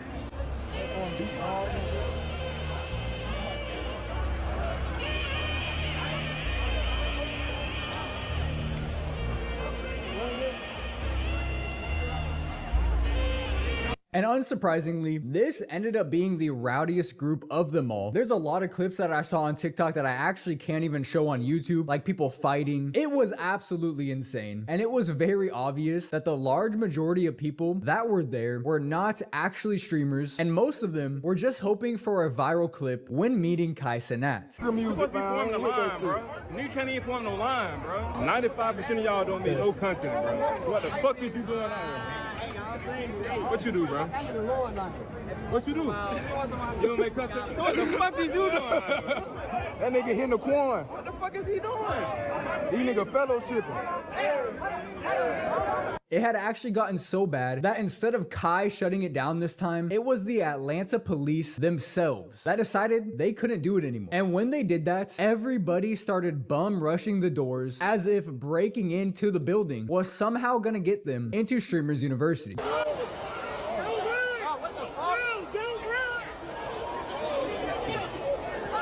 Too much going on. This how needs to get trampled. This how needs to get trampled. Bro, no. It's over. It's over. Get that shit over with. They're not letting these niggas take. Bro. Have a good night. Y'all have a good night. See y'all. This one was so bad that instead of people going on TikTok and complaining about it ending early and them not getting a chance to see Kai, people were going on TikTok and making surviving Streamer University tryouts in Atlanta videos. Surviving Streamer University Atlanta auditions.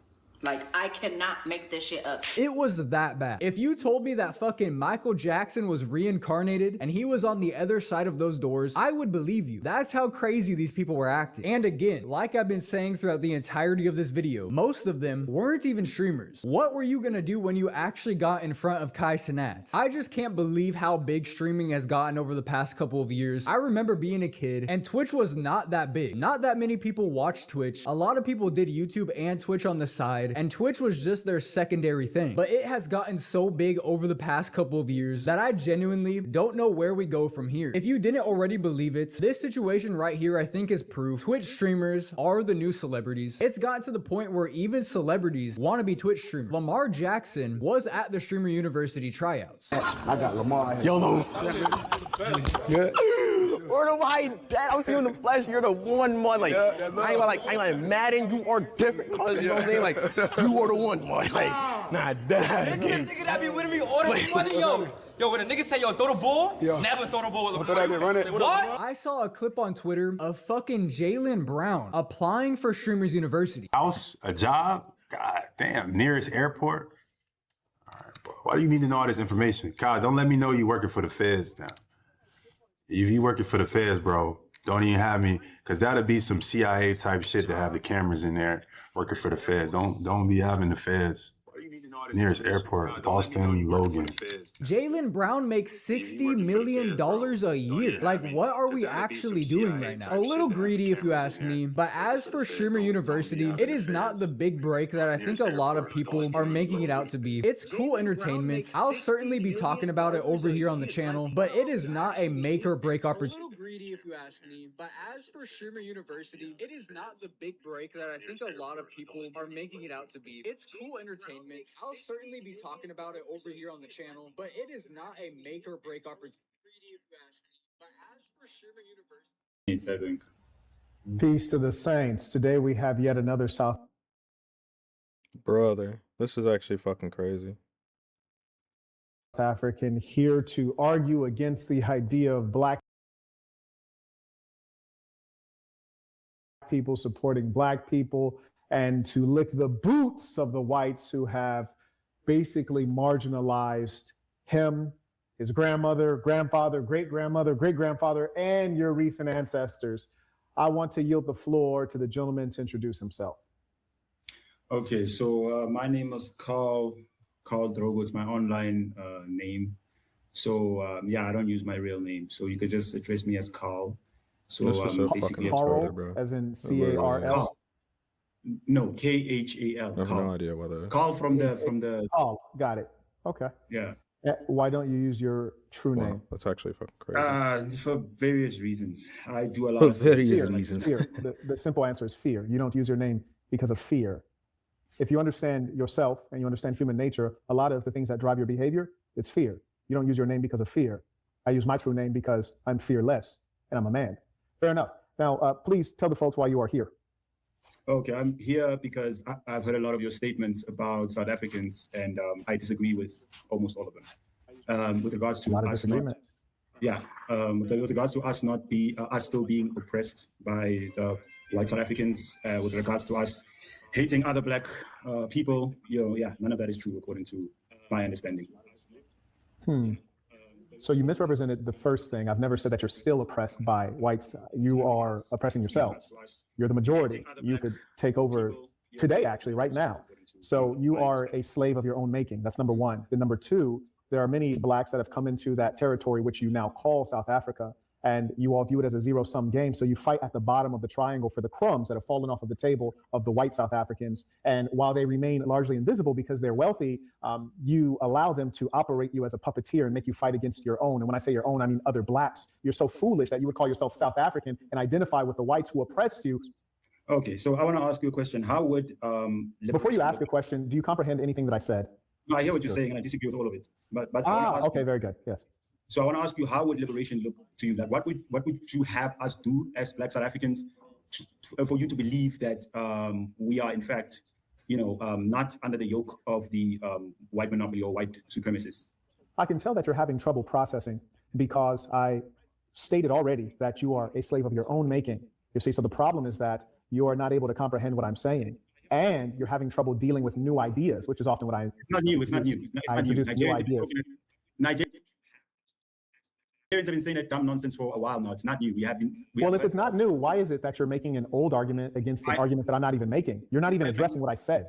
I wanted to, because I don't want to put words in your mouth. I don't want to argue against something that you did not say. That's what you just did, young man. That's what you just did. Okay. So I'll have to assume that you would... No, you don't have to assume. I just explained. If you don't understand, ask me specific questions to clarify my position. But you don't know where I'm going. I'm saying... You don't know where you're going. That's a challenge. I would have to assume that you would have us remove all the white folks from South Africa, right? Or remove the white monopolists, or like, what would we have to do? Because I don't want to go on that and break that down when you haven't said that. I want to know, do you believe that? And if not, what would you have us do to prove to you? That's the thing I'm asking, because I don't want to put words in your mouth. I don't want to say... Sure, I appreciate that. Yes, I'll give you a couple prescriptions, and I hope everyone who's in South Africa is making notes. I have an organization called SASN Africa. It's headquartered in Nigeria, and that's because Nigeria is a more authentically black powerhouse on the continent. But this is for all the black Africans. Pardon me, sir? It's not. Nigerians are not that, but go ahead. I didn't say Nigerians. I said Nigeria. There's a difference, you see. Are you suggesting that the black South African is more empowered than the black Nigerian? 100%. 100%. Oh, this is fascinating. Okay. Well, what ethnic group, or how about this? Let's not talk ethnic. Let's, in mind you, I'm a foundational black American, so I don't have a dog in the fight. I'm just dealing with the realities of things. You're an emotional character, so let's see if we can bring you over to reason. My question to you, what racial group per capita has the most money in South Africa? Per capita, the racial group. Well, the biggest middle class is black people in South Africa. The largest middle class is black. Stop right there.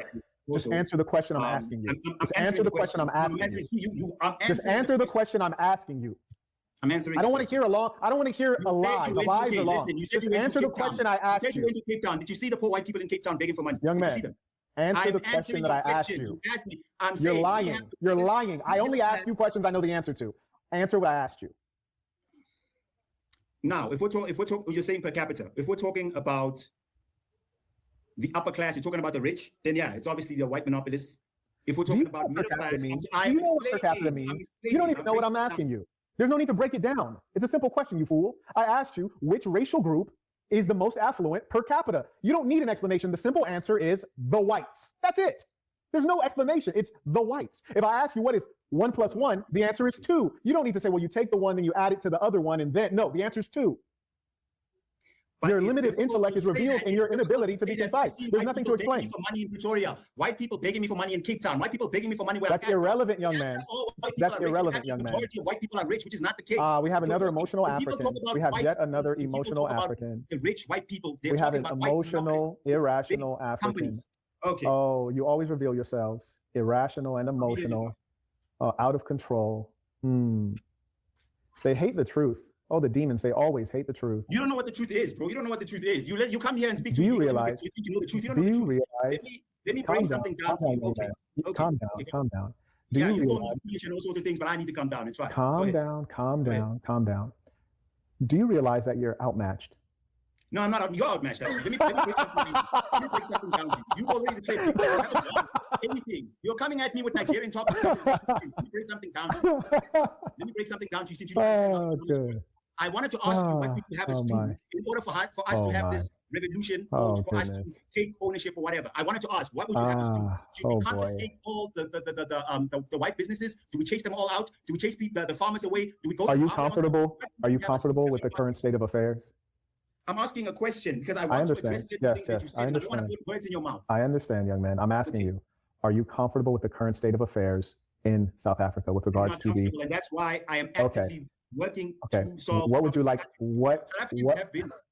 Listen, I'm trying to get. Okay, go ahead. Talk. Go ahead. Go ahead. I'm all ears. Go ahead. I'm saying South Africans have been fighting white monopolists since even before, since apartheid, even up to this point, we have been fighting. The people that have been holding us back is the government. But even the government has made a great deal of strides to try and sort of close the gap, the inequality gap between the rich and the poor, right? So that's what I've been trying to tell you. So that when you say that we are afraid of the whites, I don't know what that means because I've been in this country for a long time. May I give you an and example? have been- May I give you an have been example? fighting- May I give you an example? Go ahead, go ahead.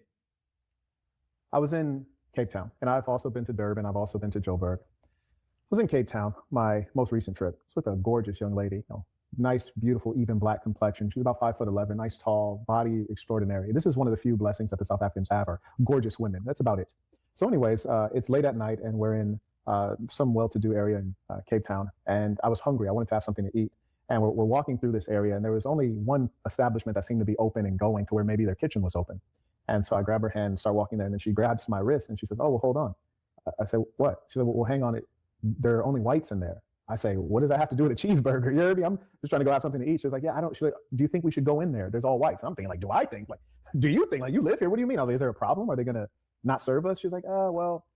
And the fact of the matter is, I was in South Africa with a South African, and she was scared to go into a bar restaurant because there were whites in there, as though it's the 1950s. Why is that? Why is that? So there was, I was watching this podcast. There was another black man who said the same thing, that he went to Cape Town and experienced the same thing. Now, this is a South African black guy from Joburg. Cape Town is unique like that. Oh, God, it's unique. It's unique. It's not in South Africa. Let me talk, bro. Come on, bro. No, go ahead. Go ahead. Go ahead. No, go ahead, bro. Go ahead, my boy. Go ahead, my boy. Go ahead. Okay, No, can I go ask ahead, bro. This is your No, channel. no, go ahead. I'm listening to you. Can you I'm please listening to you. stop breaking I'm down? listening to you. Go ahead. Go I ahead, bro. understand I'm you're trying to listening to entertain you. your audience. Go ahead, dude. Go ahead and So talk. what I'm saying is that is unique to Cape Town, but I'm not justifying it. There are already people, organizations that are trying to solve the situation in Cape Town. I don't live in Cape Town. I don't know what the situation is there, but people who are outside of Cape Town can be easily recognizable because they act exactly the way you act. They go everywhere because they don't experience racism in other areas. So Cape Town is a unique, it's unique like that, but a lot of black people who are not from Cape Town don't understand the situation either. But there's a lot of areas in South Africa where there's also that kind of. Do you mind if we dig in a little bit? Do you mind if we dig in a little bit? Okay, go ahead. So South Africa has a couple premier cities. I'd say the leading one is Cape Town. Can we agree there? Yes. Yes, we can. So you're telling me that in the premier city in South Africa, you're still operating under apartheid mentality, and that's okay with you? Who runs? That's okay with you? Don't ask me a question when I'm asking you a question. It's not okay with me. But who runs Cape okay. Town? So, but real quick, you almost Who runs forgot the Cape Town? original. 1 second, young man. You forgot the original question. You lied earlier, and you What did I said, say? "Who's no? Stop it." You What did I said, say? "Who's scared of whites?" We're not scared of whites. scared And of then whites. Yeah, I'm hold on scared. 1 second, young man. Hold on 1 second, young man. And then I gave you an example, and then all of a sudden you try to excuse it and say, "Oh, Cape Town is different. Cape Town's unique." Is Cape Town not South Africa? Wait 1 second. Is Cape Town not South Africa? Cape Town is South Africa. Was I with a South African woman? Yes, I was. And I've told this story before. I didn't tell the story just when I was in a debate with you. I told this story many years ago, and I'll tell you why. Because I have employees in South Africa. I've been to South Africa many times, and I traveled South Africa more than most South Africans, probably including you. I put more money into South Africa. And in addition to that, there was a time I was in South Africa, in Cape Town, and I'm referencing Cape Town because this is where your problem is the worst. But it's the most important city in your country, Not the aside worst, from it's the only Joburg. place. Hold on, young man. It's the most important city in your country aside from Joburg. I was going to a restaurant in Cape Town, and I've also told this story before, and people witnessed this one. I was going to a restaurant. I walk in, and the hostess tells me that they're not serving. That's strange because there are people eating a little after lunchtime would have started. There's empty tables. How are you not serving? She says, oh, we're not serving now. I notice all of the patrons are white and all of the servants are black. And then I thought, oh, gee. I said, so you're like, help me understand what's going on here. It's a restaurant. Those black servants I'm are here Hebrews, by the way. Those black servants are Why are Hebrews. you interrupting me? Why are you interrupting me? Why are you interrupting me? Silence. Silence. Go ahead. Thank you. I was making a point. So don't make a point while I'm talking. Okay, fine. Go ahead. So I ask her, well, can you help me understand? And she says, don't be that guy. Don't be that guy. I think what she meant was don't be that N-word who thinks that you can sit and dine with white people in Cape Town because you might think this is Africa, but really this is the land of the whites because we control here, N-word. You see, I've observed several instances. And then right after that, I left that restaurant, went to another restaurant, and I noticed that there were two women who were, I believe you guys call them coloreds. In America, we call them blacks, but you guys call them coloreds. And I also believe that they were LGBTQ, which is also very prevalent in your country.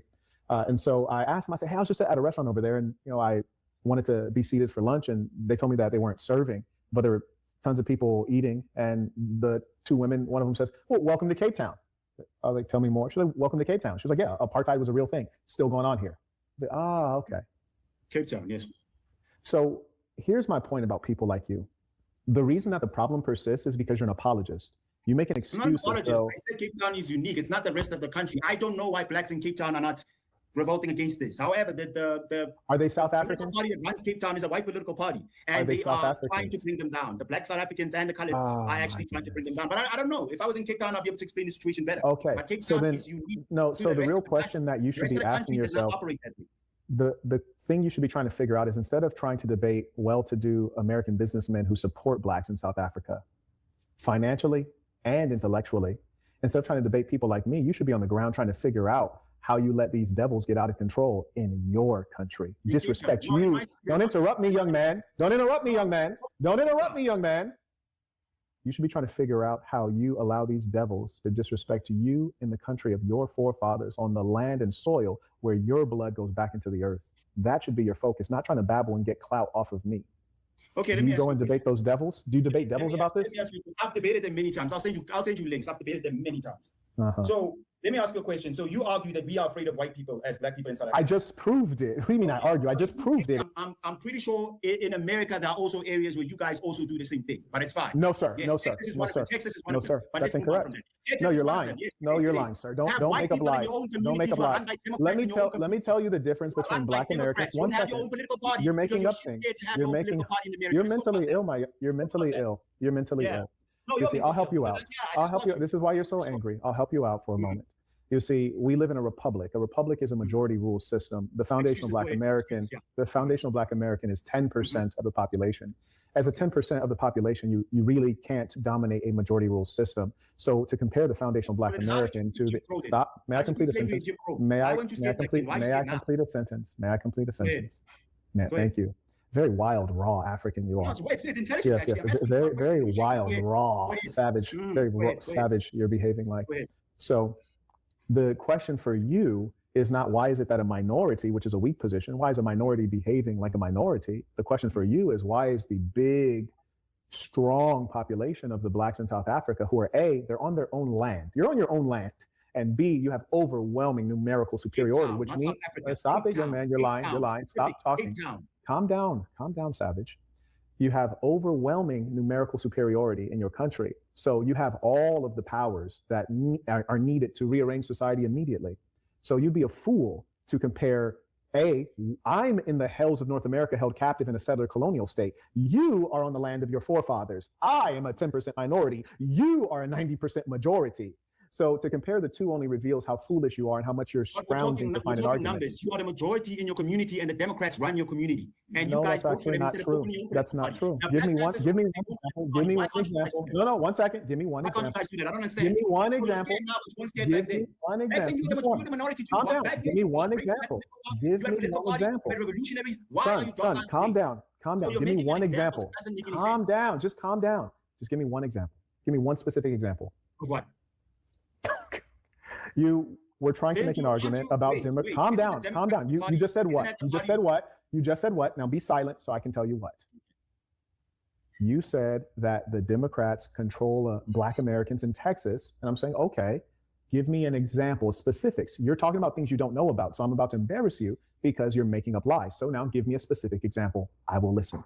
No, didn't you guys vote for the Democrats? Not recently, but all along. Didn't the Democrats control the Black community? Don't ask me questions. Give me one specific example. I heard you guys. No.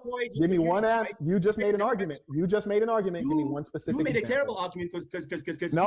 Let's stick with what you were saying. Let's stick with what you were saying. Stop running. Stop running. Stop running, young man. You said that the Democrats in Texas were controlling the Black minority. What is the specific example you're referring to? The Black minority. Whites. Correct. I didn't say okay, fine. Yes, you did. You're lying now. Now you're lying. Give me a specific. Give me a specific example. When you guys were voting Democrats, why didn't you guys, even to this day, why don't you guys open your own political party? Because I checked the Constitution of America, and you guys can. The Black Panthers did it. They were brave. They were fighting. They did not open a political party. You don't have much understanding. That's why you're scared, because you're in a minority. That's why you're scared to fight, because you're in a minority. And I'm saying you have a sad ailment where you do not realize that you are very, very intellectually incapable. It's not even worth talking to someone like you because you're illogical. Because you're losing, that's why. Because you're losing. It's impossible to lose to someone like you. You are the majority in your community. Calm down. Calm down. Why don't you have a political party in your communities? You don't understand American government. Why? You don't understand American government. Just calm down. You sound foolish. You sound foolish. You don't understand American government. Go ahead. I asked you a question. You don't understand American government. Tell me at what level could a Black party win? Just give me one example, just one single example. The Black Panther was the Black party. The Black Panther party. No, that was not a party, and that lets me know how uninformed you are. Let me teach. Stop it. Let me teach. They were called the Black Panther Party for Self-Defense, yet they were not a registered political party that stood for office. You see, they were a political, cultural, revolutionary movement and organization. So you tell me, since you use them as an example. No, don't Google, don't search. No. Do not Google, do not search. No, sir. I'm not going to argue against ChatGPT. You're an intellectually inferior person. You're an intellectually inferior person. Look, both my hands are here. Both my hands are here. Put your hands up. Both my hands are here. You see, Cape Town. Here's the problem. Calm down. Stay focused. No, stay focused. Stay focused. I want everyone to observe. When you're talking to someone who's intellectually inferior, calm down. Calm down. When you're talking to someone who's intellectually inferior, he can't make arguments. He has to use ChatGPT. Look at him typing right now. He has to use ChatGPT. That's sad. That's sad. Look at him typing, trying to search. Stop. Put your hands up. You cannot make an argument. You cannot make an argument and then run to ChatGPT to fill in the gaps where your brain is unworthy of competing. Stop it. Give it up. Give it up. Stop. We can see that you're trying to read. Stop it. Put your hands up. Now let's have a conversation as men. So you're telling me the Constitution says that you guys can't have a you're inferior. You're so inferior. You just had to run to ChatGPT. Real quick, young man. Calm down. Calm down. Calm down. Calm down. You just had to run to ChatGPT during a debate. You are down bad. Something that I know for a fact. If you were intelligent, you would not have to run to ChatGPT. If you were intelligent, you would not have to run to ChatGPT. This is sad. This is sad because people like you, calm down, calm down, calm down. Young man, just relax for a second. Calm down. Now, you keep running from different topics. Every time you get pinned down, you run to a different topic. I'm not pinned down. What I asked you, calm down. Calm down. Young man, relax. Just relax. Just calm down, please. Relax. Angry. You're very angry. Just calm down. Just calm down. Relax. Just calm down. You're an African wearing a soccer jersey. What do you mean? You're acting like you're unique. Do you know how many angry Africans wearing soccer jerseys? There's some angry African right now sitting on a plastic chair on a dirt road, drinking a beer, arguing with his buddies right now, and he looks just like you. Please stop it. Calm down. Okay. Now, this is what you need to understand. You stated that the Black Panther Party for Self-Defense was a political party. And I said, okay. And you gave them as an example to emulate. And I said, I have a great respect for the Black Panther Party for Self-Defense. If that is the case, you said they're a political party. Well, would you be kind enough to tell me, like, what office did they run for? Who was it and what office did they win, since you have so much knowledge? I see you reading right now. Yeah, we see your eyes reading. Just answer the question. Look into the camera and answer my question now. I'm waiting. You're knowledgeable. Answer the question. Listen. When I started mentioning the Black Panthers, you said that you guys. No, don't tell me what I said. Just answer the question I said. Answer the question. Just answer the question. Listen, I said You said that you guys cannot fight because you're the minority. That's why you're all shit scared to fight because you're the minority, right? You agreed And I not to said the curse Panthers before this. fought- you guys Hold on said one second. many Angry revolutionaries African. were not Angry scared of being African. the You minority, agreed not to and they curse were before we fighting. started. Why you Hold on one guys second. today? You angry African. Before we started, you agreed not to curse. You've already cursed 3 times.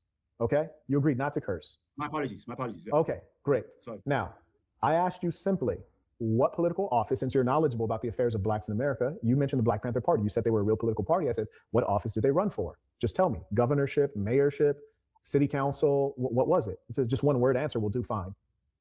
No, the Black Panthers were helping the communities. I saw them as a Black. Will you admit that you're wrong?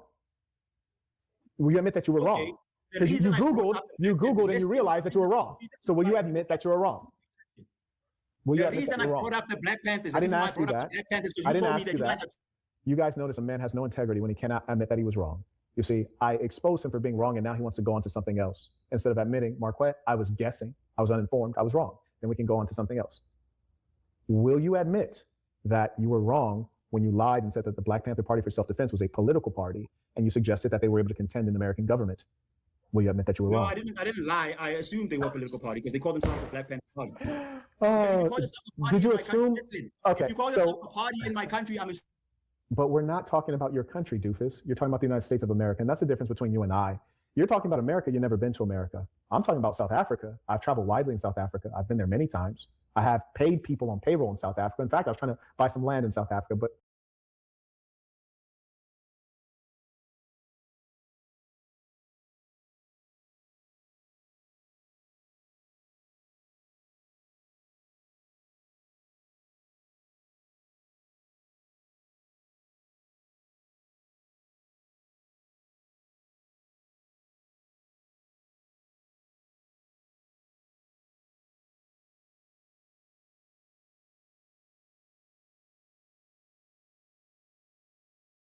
I couldn't find anyone competent enough to get the deal done. You see, so you're talking about a country you've never been to. You're talking about a country you've never studied. You're completely uninformed. You yourself said you assumed, meaning you operated without knowledge. Me, I'm talking about what is statistically well known in the data, and I'm talking about what I've observed with my own eyes. In Cape Town, go ahead.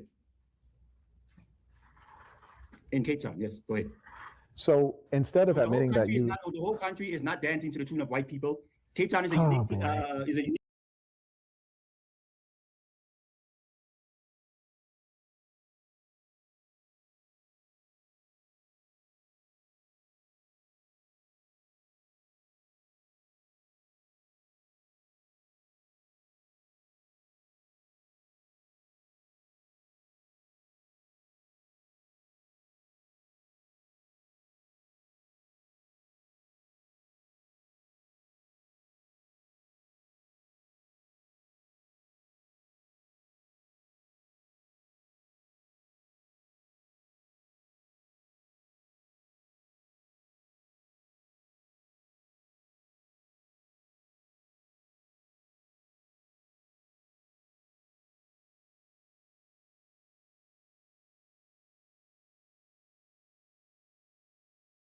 What you call situation. I don't know why I've never been there. I don't is know Cape anything Town in about it. South Africa? I do know that Is they've Cape been Town in talking South about- Africa? It's in Is South Cape Africa. It's in one South place in Africa? South Africa. Uh-huh. It's one place in South Africa. It's not the entire country. It is And one when of the you two say that most about South Africa, important it makes me places think in you've your never been country. anywhere outside of Cape Town because you would. I've say also black been people to are not my most recent trip. I was in Durban. Have you been to Durban? Oh, so Durban, black people cater to white folks. There Please were say yes. yeah, so I can have it. What do you have today? listen, Durban, listen, black people cater to white folks. calm down, young I'm man. asking. Have you been to Durban? Tell the truth. I know people. Have you been to Durban? I know people from Have Durban. you I've seen been how to they behave Durban? around. Have you That's been to a dumb Durban? question. I know people Have from you been to Durban. Durban? I know people from Durban. Okay, Have you so been to wait, so Durban? are you telling me? Wait, are you telling me that people from Durban cater to? You telling me Zulus? Have cater you white been to folks? Durban? Have You're you telling me been to Zulu- Durban? You're telling You me guys Zulu notice he people won't answer cater the to white question? folks? Is that what I'm hearing? Okay, let me tell everyone what we're observing. He won't answer the question because he knows that it will reduce his credibility. So I instead of said telling I the haven't. truth, I haven't. okay, you're admitting it. You have not been to Durban. Yes, I Uh-huh, haven't. okay. But I know people Okay, from. and you also have not been. You also have not been to Cape Town.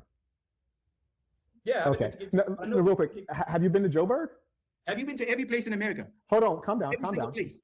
Calm down, calm down. I've been to Joburg. Yeah, I've been to Joburg many times. I've been to Joburg. Which neighborhood? Which neighborhood did you stay in? I lived in CBD at some point. Okay, what other neighborhood did you stay in Joburg? I once performed in Santa in Georgia. In Santon. Okay, all right, fair enough. You named the most famous neighborhood. No, I said, I what know, neighborhood? I said, what neighborhood did you stay in? You said you performed in. I lived in CBD. I said CBD. Do you know where Tree Hall is? Do you know where? And then AT&T I said, what other neighborhood have you stayed in Joburg? Oh, stayed in? What's the second one? No, I've always been here in the Val.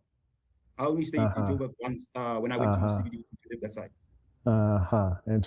Interesting. Now, let me answer your question because I see some of your silly countrymen. They say, have you been in every place you haven't in been to America? every place. Everyone hasn't Wait, been to every place. calm down. You see, you're being irrational. Now, let me answer your question. Calm down. Wait, calm down. Go ahead. Calm down. Okay, thank you. Would you permit me to respond to what you said? Would you permit me to respond? Yes. Okay. So you and your comparably foolish Very intelligent countrymen. South African blacks. Very genius South African blacks. Stop They're it. geniuses. So Those guys are high IQ. Go ahead. imagine the most famous person from your country is white. Who's that? Oh, Mandela's white. Mandela's white. Look at this guy. Look at this guy. Look at this guy. I wish he had a tree. I wish he had a tree. I wish he had a tree to climb up right now. I wish he had a tree to climb up right now. And yes, Trevor Noah is white. And yes, Trevor Noah is white. Yes, he is. No, in America he's white. This is South Africa. In South Africa he is white. He is white. No, in America Okay. he's white. Now, In America. calm down one second. Calm down. Yes. I'm going to Mandela's address not it. white, by the way. He's the most famous person. No, he's not the most famous. No, he used to be the most famous. No, he's not. No, he's No, not. Mandela is. No, he's not. Shows me how No, little you he's know. not. Is Mandela? Wait. Is Mandela alive? No. Is Mandela alive? He's not alive. You're talking about people who are dead. Tyler We're is talking about people who are alive. Tyler We're is talking most about people who famous. are alive. Stop Tyler being is the weird, most bro. famous. Stop being Tyler's weird. most famous. Tyler's most famous. Is she white? Who's Tyler? Who's Tyler? Tyler. Not Tyler. I don't even know who that is. I've been to South Africa tons of times. I don't even know who that is. I don't even know who that is. Of course we don't. You can So look how it are they up. the most how are they the most famous person? And I've been to South Africa a ton of times, and I don't know who they are. How's that possible? Yeah, That's how much of a liar you are. person on the planet who doesn't know Tyler, but it's okay. Move on. Well, that's so strange because I've moved around the planet Earth way more than the overwhelming And majority yet of you don't know people. Tyler. Exactly, It says because something she's about irrelevant. About my IQ, she's a musician. Everybody knows that she's not irrelevant. Why would a musician have anything to do with IQ? Oh, so you know she's can't a be that musician. foolish. Oh, okay. We're going Yes, somewhere. doofus. So That's we're not because it's in lying. the Okay. chat. That's because it's in the chat. You're a silly boy. Now, let me answer your question because I really want to dig in. Someone writes, this guy is mentally ill, embarrassing us South Africans. Yeah, I of agree. course I'd expect anyone to say I They know agree, people but expect calm you to down. say that. Calm They know down one people, second. bro. It's fine. Calm down. I want to address the piece that you asked me. Have I visited every city in the United States? I want to address that. Every place. No, you haven't. Yeah. I actually calm down, you silly African. Calm down. Okay. So you asked me, have I visited every place? You should have said city. That would be better English, but it's okay. I understand the situation there. So here's the point I was making. You see, in a given country, there are certain cities that are your premier cities. And those are the places where power, money, influence, and tourism and meaning is most relevant. You might even call them city states, what they used to be called. So in South Africa, there are a couple places that are well known and they matter the most. So we might say Joburg, Cape Town, Pretoria, and we might name some of the more meaningful places. If you're a man who probably has been a mover and a shaker in your country, you've certainly been there, you've done business there, you've affected affairs there. So to have not been to Cape Town while being a South African says a lot about you. No, it and doesn't. also, To Americans, it does, not no, actually it does. Yes, it does. No, it And doesn't. again, you're interrupting again. You have to calm down. You have to calm down.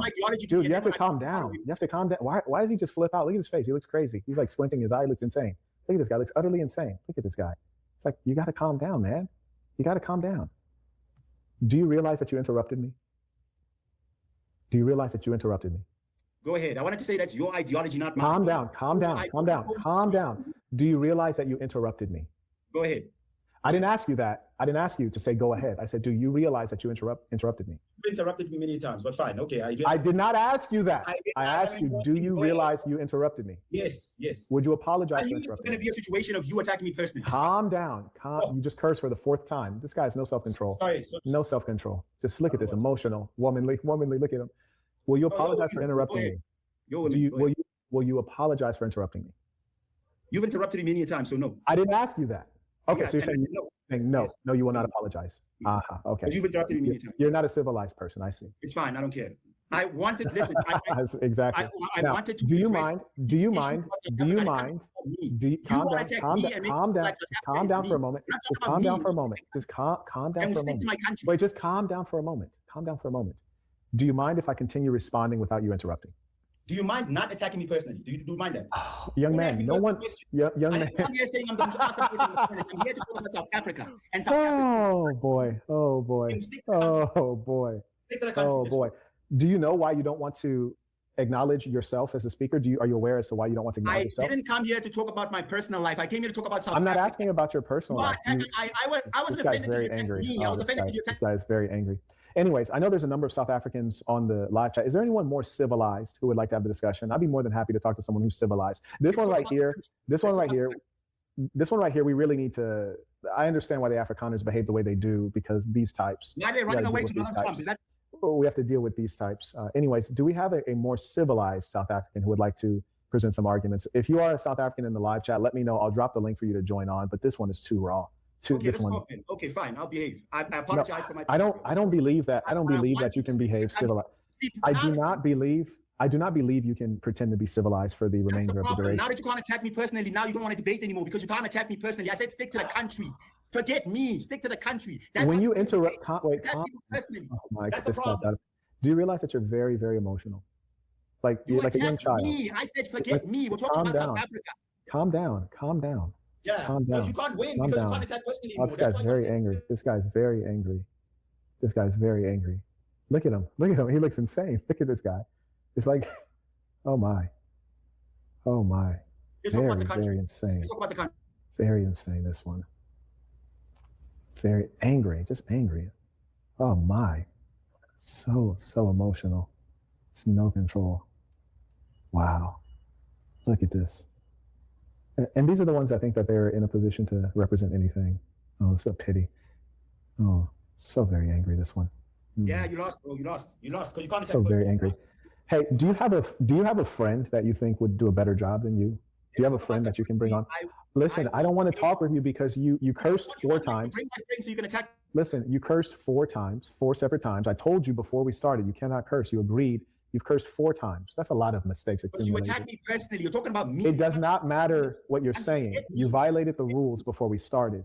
We established rules before we Because you're started. And then attacking me. You're asking. this is very immature. I want all of you guys watching to know that as a man, if you make an agreement, you do not violate your word. And not only did he violate it, he violated it 4 times. I don't want to hear your excuse for why you violated it. You violated, and that's final. You violated, and that's final. You violated, and that's final. You see, you're a person who every time we come to this guy is a nut. Let me show you guys how crazy this guy is. Let me show you how crazy this guy is. End of story. Take me down. You lost. Let me show lost. you how crazy this You guy is. lost. This is his first message. Take I me want to show you down. guys You how lost. crazy he is. This guy's a real nut. This is his first message. Okay, check this out. I want everyone confirm that you can hear this when I It's play fine. it. I don't mind. Listen. I'm a South African. I'm from YouTube. First off, were you eating while you were making this voice memo? Yeah. Yeah. Don't ever do that. Don't you ever in your life send me a voice message while you're eating. Behave like an adult human that's civilized. And I saw you debating that lightweight, and I'd like to advise you to wisen up and, hire your. So you called your countryman a lightweight? So you insult him? No, he's a Is that what you lightweight. do? He's a little boy. No, I heard his arguments, and he's a lightweight. He's not on the level of the people who should be debating. I see. And this is Okay. why when So you you, attack you insult. Okay, let's carry on. You insult your own insult. countrymen. I hear you. You've been insulting me this whole debate. And Calm then down. Calm down. I'm a South African. Calm down. Calm down. I'm from YouTube, and I saw you debating that lightweight, and I'd like to advise you to wisen up and, hire your IQ and debate people like my. Okay, you said higher your IQ. No, you can't. You cannot change your IQ. That's why you're in the state that you're Where did you currently get in. that from? No. I'm not in any state. You attack personally. You and I said are. this thing in the country, and you don't want to hear that because you know. No, you're making up lies because when I was explaining to you the relevance of a man being experienced and having traveled to the major places in his own country, that's when you started interrupting me. That had nothing to do with you. So you're lying and suggesting that it was a personal attack. You're interrupting me again. That's extraordinary. Go ahead. So sad. Go ahead. Anyways. Like myself or to do like Queen and stop debating lightweight South Africans and thinking that you crushed it. You didn't crush nothing. I challenge you to a debate. Okay, so you stated you didn't crush nothing. Is that proper English? No, it's just I talk that way. It is what it is. I talk that way. I'm not a scholar or anything like that. Was I required to speak proper English in a To me, yes. To me, yes. I'm not your friend. You see, here's the difference. Calm down. Here's the difference. You see, I'm not your friend. I'm not familiar with you. You don't speak to me colloquially. Correct. That is correct. Calm down. So you don't speak to me colloquially. You were asking for the privilege of coming on my platform to have a debate, which is an academic exercise. Hence, you would be wise to present yourself in an academic fashion with proper English. The inability to speak proper English is representative of your intellectual limits. Okay. So you think that debate and we can make it live. We can go on TikTok. We can do it. Well, I'm not much on Instagram, so I don't think my followers will come here. So let's go on TikTok so that. So you're smacking and chewing while you're talking. You don't think this is a representation of you being a low-class, unrefined person? You're proud of that? No. If you had to do it again, would you do the voice memo without eating goat while you're doing it, or you would do the voice memo while eating goat again? The problem is I heard you insulting that boy and I heard you bringing up things that aren't true. And now I'm asking you a question. If you could do it again, I'm asking you a question. I'm asking you a question. If you could do it again, would you be chewing wildebeest while you're making the voice memo, or would you do it while you're not eating? Talking to someone like you, yeah. Talking to someone like you, I would. Okay, understood. Yeah, people I are can saying share it on my YouTube once I'm done crushing you, and you can pretend it never happened on your YouTube. So yeah, come debate me, and I will squash you. I'll bring every single argument that you have. Bring me all that nonsense about being scared of white South Africans, and I will. Well, that's funny that you mentioned that. You said bring. Calm down. Calm down 1 second. Just calm down. You keep repeating yourself over and over. Yes, we heard what you said. Calm down. We heard what you said. You're repeating yourself constantly. Now, you mentioned the piece about blacks being scared of white South Africans. And I gave you a specific example, and you agreed that it's true in Cape Town. Calm down. You're interrupting. Do you know how to shut up? Do you know how to shut your mouth when other people are speaking? That's a question. Do you know how to shut your mouth while other people are speaking? Is shut your mouth respectful? Do you know how to shut your mouth when other people are speaking? Speak. It's fine. I'm asking you, do you know how to shut your mouth while other people are speaking? I said go ahead. But we're back at the same point. You're interrupting again, and then you're saying go ahead when you get called out. 54 minutes. We haven't addressed one issue that I wanted to talk to you about. Calm down. And you just cursed 6 times. You're very unrefined. You cursed 6 times because you're emotional. You're not a man. You're too emotional. He's too emotional. He agreed not to curse. He's cursed 6 times. If we had stuck to the topic, I wouldn't be cussing. Oh no! Don't make excuses. This is why the blacks don't advance. They make excuses. He's making excuses as to why he's cursing. Look at him. Look at how angry he is. Oh my goodness. Wearing a soccer jersey. Can we start donating different clothes? I think this is what they get from Europe. The Europeans donate their clothes, and then the NGOs bring in the jerseys. I think that's how they end up always wearing jerseys. Please calm down, young man. Anyways, listen to this unrefined, raw character. I will prove you wrong every single time. You are a liar. You are a fun clown, and you never came. And he's cursing again in the voice memo, which is very disrespectful. And imagine he's pretending as though I'm the disrespectful person. This is the very first message.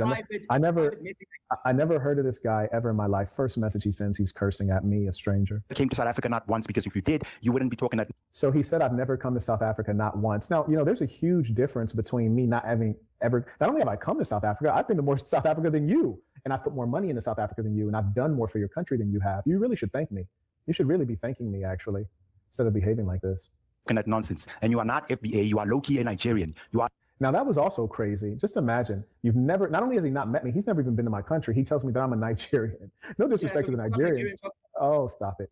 He tells me that I'm a Nigerian. I mean, this is true mental illness. And this lets you know his nature. His nature is of deceit. My name is Marquette Devon Burton. That's obviously an English name because my ancestors were part of the transatlantic slave trade, victim of it. We've been in the United States for 400 years. So he lies and makes up things. Imagine calling someone a Nigerian when they're not a Nigerian. This is a blatant attempt to establish a position using falsehood. Very sad. And then you just observe the antics, childish and effeminate over here. How could you ever believe such a person? You lost. You are a Nigerian. Look at this animal. Let me ask you a question. Why did you lie and say I'm Nigerian? Like, why tell lies? You sounded like one because you brought Nigerian talking. Yes or no? Am I Nigerian? 1 second. Yes or no? Yes or no? Calm down. Yes or no? Just calm down. Calm down. Yes or no? Calm down. Yes or no? Am I Nigerian? Yes or no? I still think you low-key might be. Oh, see, and that's my whole point, ladies and saints, that level of dishonest behavior, effeminate and dishonest. You're a coward and you're pretending to be FBA because FBAs actually agree with South Africans. So I dare you. FBAs think that South Africans are cowards. You either debate Which myself, FBA? Dula Queen, or both of us. You've never even been to America. You don't know anything about the Foundation of Black Americans. You don't know anything about our country. So please knock it off. You're provincial. Shout out to SB. He writes, Peace of Saints. Yesterday's breakdown was impeccable. I appreciate that. May I also acknowledge Faxman writes, first live in a while, just bought renewed membership. We welcome you. And shout out to all the folks who are really part of this thing of ours. And also acknowledge Jordan writes, master communicator, peace of the saints. Indeed, you see the calmness and then you see the antics. You see the antics. He keeps repeating the same thing. He's all out of ideas. Shout out to Pure writes, Buddy has anger issues and that afro doing the lean. It's crazy. I didn't even realize that was an afro. Is that an afro? That's extraordinary. Looks a bit matted to me. I got rugs that look like that. You know the rug in the bathroom in Tijuana? You go to Tijuana. It's like 3 a.m. Bro, what's wrong with you? Why you looking at man's head? You go to Tijuana and you go to the bathroom, that one little black rug, it got piss and tequila all over it. Nigga, that's a bathroom that if you slipped and fell in that bathroom, you just want to die. You would just want to die. You don't even want to clean yourself off. Bro. Hey, yo, oh God. Oh boy. Someone writes, you insulted Marquette personally from the first message you sent. It's kind of funny how he's ignoring that part, huh? So it's a bit strange, isn't it? The dishonesty of this fellow. So he has to spend the whole When you come debate Jacinta, I dare you to come debate us. Come debate me on my TikTok live. I will switch it on and I'll debate, or we can go on your live and we can debate. Or we can both switch on our lives and we can debate together. We can both go live and debate because I know you will delete the video. Because I am going to embarrass you. I am going to humiliate. Now, that's so funny to me to have someone like you talk about embarrassing me. Where are you? Where are you, young man? I'm in South Africa. No, where are you in South Africa? In the Val, in Gauteng. Okay, so what are the chances that a man who's so cowardly that you can't use your real name, you can't use your real name. You're a provincial little. You're I'm an artist. That's fine, but you're not doing art right now. We're not doing art. Yeah, so I'm asking you, why can't you use your name? Why can't you use your name? What are the chances that someone like you, who's scared to use their own name, you could never embarrass me. You are an embarrassment. You could never embarrass me. Don't turn to the side. You see, you mentioned Foundation of Black Americans. We would never.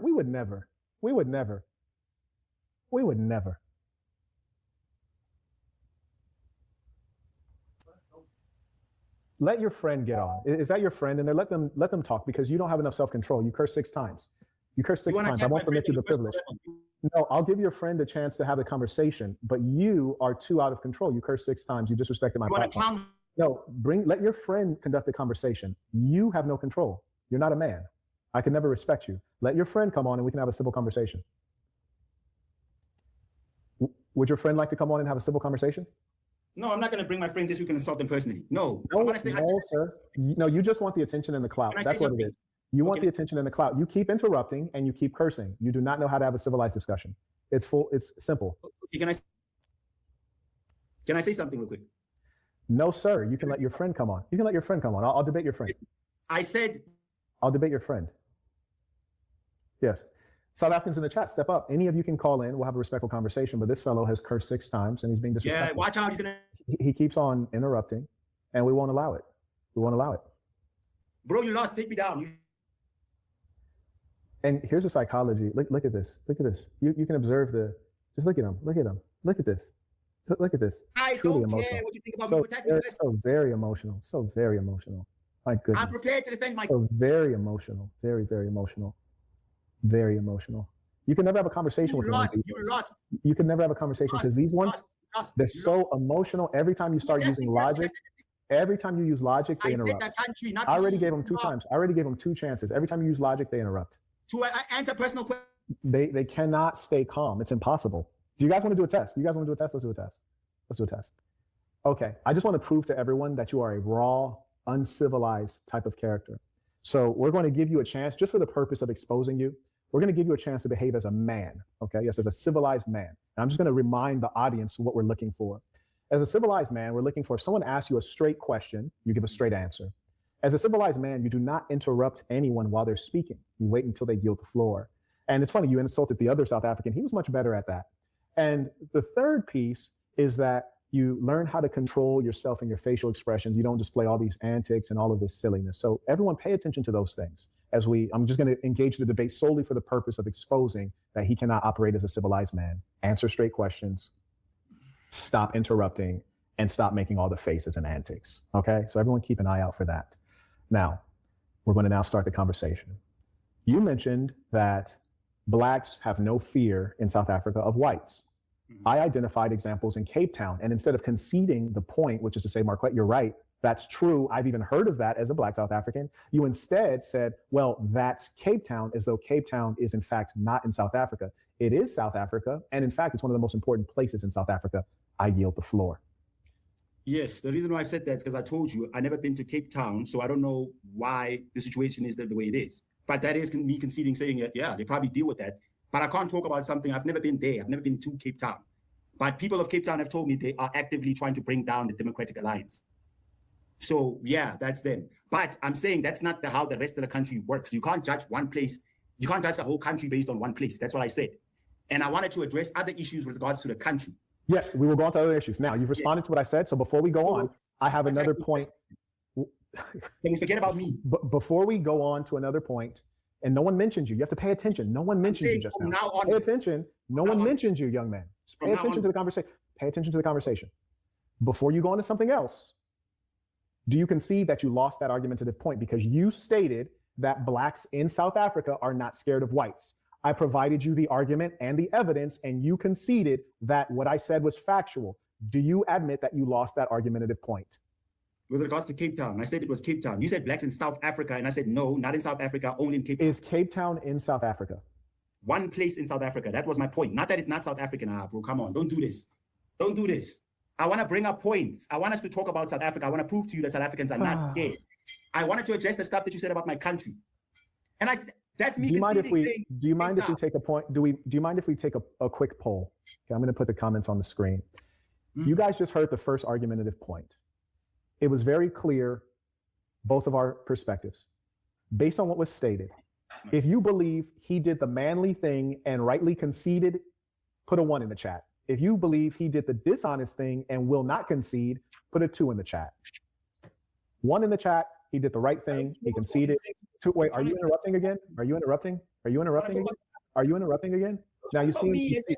Are you interrupting again? Are you interrupting again? It's not about me. Let's stick to the topic. Are you interrupting again? I was warned that you're going to attack me personally. Are you interrupting again? And you just cursed the 7th time. You have no decency. I'm frustrated. You just cursed the 7th time. That's because you're not a man. You're not a man. How can this be frustrating? What should be frustrating to you is that 1 in 5 South African adults, black adults, have HIV/AIDS. That's frustrating. What should be frustrating to you is that your Ministry of Health is still promoting LGBTQ. What should be frustrating to you is that whites are 25 times wealthier than blacks in South Africa. All of those things should be frustrating to you, but you violated the very thing that I said you would. We're talking. I gave you a chance. I gave you a chance, and you started interrupting. Because you were attacking me. You tell the audience. There's no because. I gave you a last chance, and you started interrupting. No, really, your behavior is familiar to me. To be honest with you, calm down, calm down, calm down, calm down. See, I already mentioned this. I mentioned just the antics and the getting all emotional and the making faces. I literally warned the audience. I warned the audience that you would do this, and here you are doing it. You don't feel foolish? I warned the audience. I said, watch, he'll do it. They said, that was 3 minutes before he got emotional again. A whole hour, we discussed nothing but me. Me. That's because you cannot behave like you're, you cannot behave this way. We don't allow people to behave this way within assassin culture. That's why. If you had focused on this, we don't allow you to behave this way. There's no way around it. You don't get to behave the way you behave. There's no way around it. There's no way around it. We will not permit it. Now, would your friend who is there like to have the conversation? I think anyone probably would be more civilized. No, I'm not going to subject my friend to being personally attacked. I'm not going to do that. No one personally attacked you. We just observed that you could not control yourself. Every time an argument is presented, you don't even have the decency. Which argument about me? Without being to Cape Town, without calm down. You're lying again. You're lucky your audience is dumb. Calm down. And now you're insulting the audience. You don't want to be insulted, but you're insulting the audience. How strange is that? Calm down, young man. Calm down. Again, these are the faces I was talking about. I said he'd start making the faces. I said, he started talking, making the faces. Here he is. Now he's appealing to his mom, who's there. His mom's there in the background. He still lives with his mother, and he's expressing his anger. Would you mind if your mother comes on to have a conversation?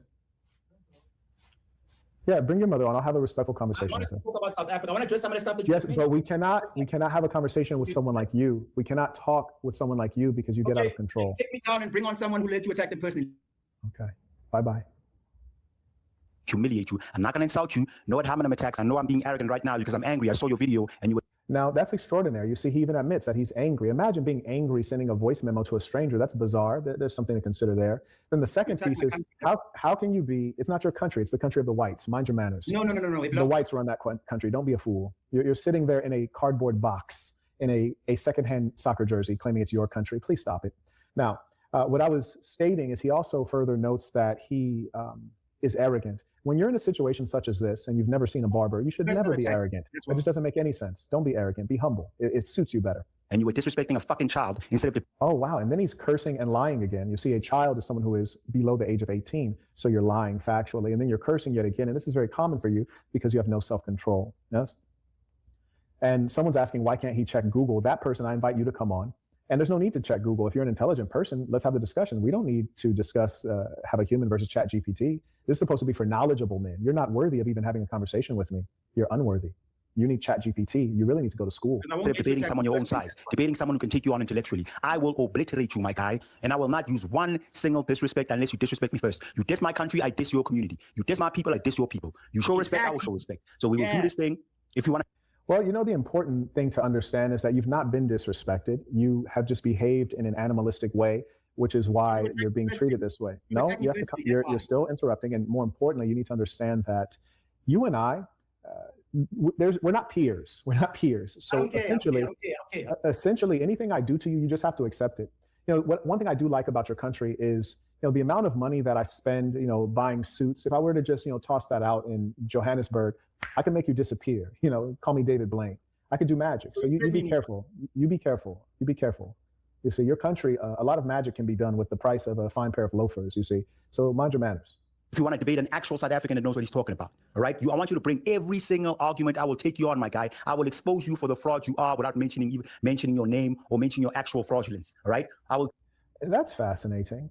So you're angry saying that I attacked you, but you're calling me a fraud. And up to this point, I'd never even heard of you. So fraud, what fraud do you speak of? What fraud do you speak of? I want to talk about South Africa. You want me to bring up your fraudulence and then you're going to respond to yes, that? Yes, we just played the video. What fraud do you speak of? Country. Okay, well, then would you like to apologize for insulting me? Can we would you like to apologize? Would you like to apologize? Would you apologize for insulting that kid? Would you like to apologize for insulting me? As soon as you apologize for insulting the South African kid, I will. I see. So again, you guys observe that this is unmanly behavior. When it's his responsibility as a man to apologize, he wants to talk about something else. People, you know, they warned me about that. When it's his responsibility to apologize for his own words as a man, he wants to talk about somebody he's never met. When it's his responsibility to take accountability, all of a sudden he wants to talk about some kid. Irrelevant. We just played a message where you reached out to a stranger and you insulted me. And I said, would you like to apologize? So, would you like to apologize for your insult? Would you like to apologize for the person? Would you like to apologize for your insult? And this, ladies, if you ever watch a male like this is not a man. You see, a man has self-control. A man can take responsibility. A man can exercise emotional intelligence. You see, very angry, this one, very angry. And he's all about clout. You see, men are not attention seekers. He's all just here for the attention. So we can proceed. I'll give you yet another chance. You've had far too many chances, far more than you deserve. But I'm asking you, would you apologize for insulting me as a stranger for no reason? Because I'd never heard of you, never seen you. I don't know where you live. I don't know your government name. You came out of the shadows and you insulted me. Will you apologize? Once we're done focusing on South Africa, then I'll. Okay, see, now you're done. Anyways, back to the insults. I will expose you. You are a Nigerian. You are a fucking liar. You're not as Again, with the cursing. And you see, these are the people who believe themselves to be intelligent, yet they only have 8 words in their vocabulary. A Black American, because Black Americans actually support us because we are. No, Black Americans look at you guys and we wonder, how is it possible that you are 9-1 versus the white South Africans and you're still being dominated by a minority? That's what we think of you. That's what we think of you. I wanted to We address are fighting that. the same struggle, especially FBAs. So you stop fucking lying. You are Nigerian. You can't be FBA and support illegal immigrants in South Africa. And this is how we know that he's not a man. He's a liar. He keeps saying, you're Nigerian. You're Nigerian. Now, you know, it's funny. Sometimes I get the Nigerians angry too. But his goal, because he can't argue against the truth, is he tries to change the truth. You're a Nigerian. Kinda like you, then. Extraordinary. Extraordinary. Imagine you get so mad at someone, you try to change their ethnic group. Because stop fucking lying. And I will exclude you for that shit. I want you to come debate me, or you can debate the Dula Queen if you're too fucking scared. You can take on a woman. You know, and then he's cursing so much. And just imagine how weak of a male you are when you say, oh, go debate this chick. Extraordinary. This boy's a feminist. He's a feminist. And, you know, again, you know, Carl, whatever your actual name is, you see, you're a feeble-bodied, malnourished character. You should never speak to me like that. You see, the good news for you is that I will never, ever, ever go on a safari through the slums of South Africa. So I'll never see you. But if I ever were to see you, I promise you, what I will do to you will make you think that the white Afrikaners were very peaceful people. Okay? So you mind your manners, young man. She will obliterate fucking. Dang, this boy cursed so much. Like this guy is a degenerate. Let's do this thing. I promise not to cuss. I'm only angry right now because I just watched. This man said the F word so many times. How could anyone respect a person like this? Your mother should be ashamed of you. You send a voice memo to a stranger who you'd be terrified. You'd be terrified of me in person. You send a voice memo to a stranger talking crazy. You'd never say that in person. It shows your South African physique. I promise you guys, if he takes off his shirt, it's going to look very National Geographic. It's going to be National Geographic. I promise you. It's going to be all the things you saw on National Geographic. I truly do. I truly do. Just take off your shirt, put it back on. We'll continue the debate. It's going to be National Geographic. I promise you. It's going to be one of those situations where you can see his ribs, but you could also see he has a pot belly, skinny with a pot belly. Promise you. I promise you. Absolutely, bro. Said, well, pause. On God, super pause. Yeah. You know, you're one of those curious kind of Africans in as much as, you know, you have no athletic ability, which is a shame when you're black and you have no athletic ability. You have no athletic ability, no income, no height, no articulation, no emotional control, no sense of humor. It's like, where are the features? Where are the features? I hope that there is not a woman down bad enough to let you get her pregnant. I really hope. They told me it's just going to be about me. You know, let me tell you something else funny, Carl. Let me tell you something else that's funny. Because you guys have lovely women in South Africa, I'm going to come back to your country and I'm going to skim the cream of the crop. I'm going to skim the cream of the crop. Because look at me. Look at me. I'm going to skim the cream of the crop. And I'll tell you what'll be funny. Not one of you balls will say anything to me. Not one of you balls will do anything to me. And I'm going to just be there enjoying the best of your country. I'm going to go to the best restaurants. I'm going to have the most beautiful, well-shaped women. And I'm going to stay in the finest hotels there. And I'll probably be among the whites. I'll have to deal with a little bit of discrimination because you guys have failed to take respect in your own home. And that's what bothers me, because while I'm there living at the heights of South African society, I have to be disrespected because you guys have not settled your racial politics. That's kind of why it gets me mad. I wanted to address that. Yep. Anyways, by the way, if there's any South African who wants to come on, I invite you. Any South African. Wants to be any South African. This guy, too grimy, this one. And you know, the funny thing is, we all know he hasn't hung up because he wants the clout. Just imagine they're sitting there in this kind of a situation while another man controls you. Watch, you see, I just stopped him from talking. You see, I'm in total control of him. So I just stopped him from talking there.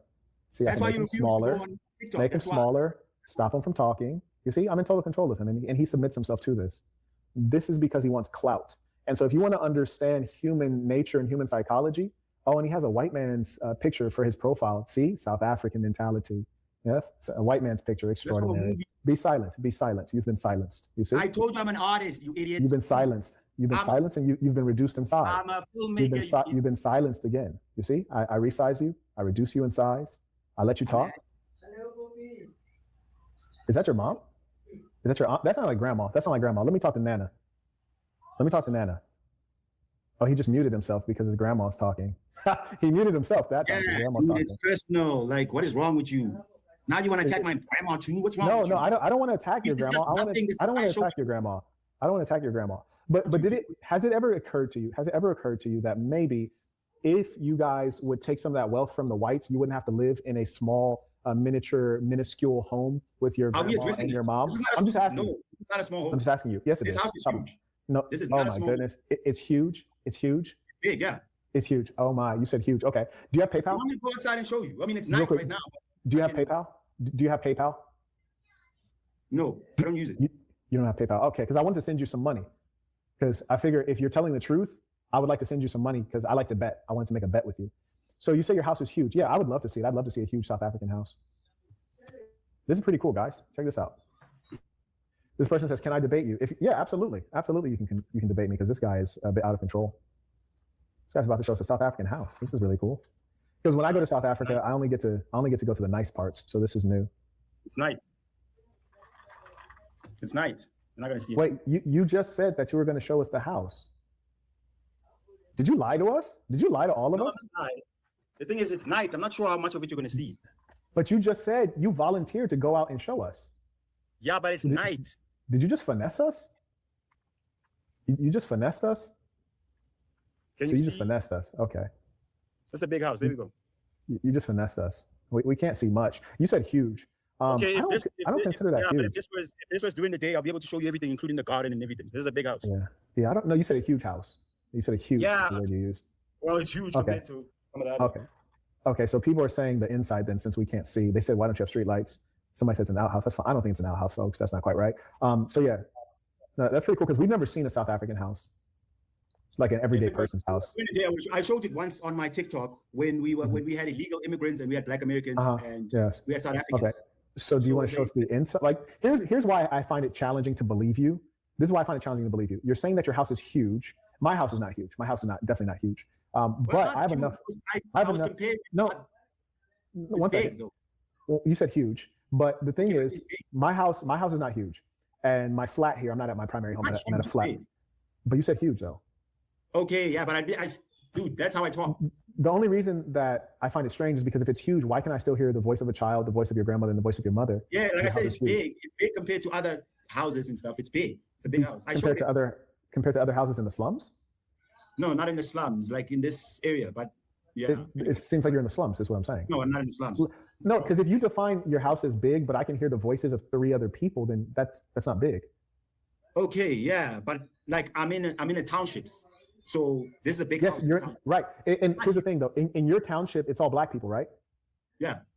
Right. You're in a ghetto, my boy. That's my whole point. Is you're in a ghetto, my boy.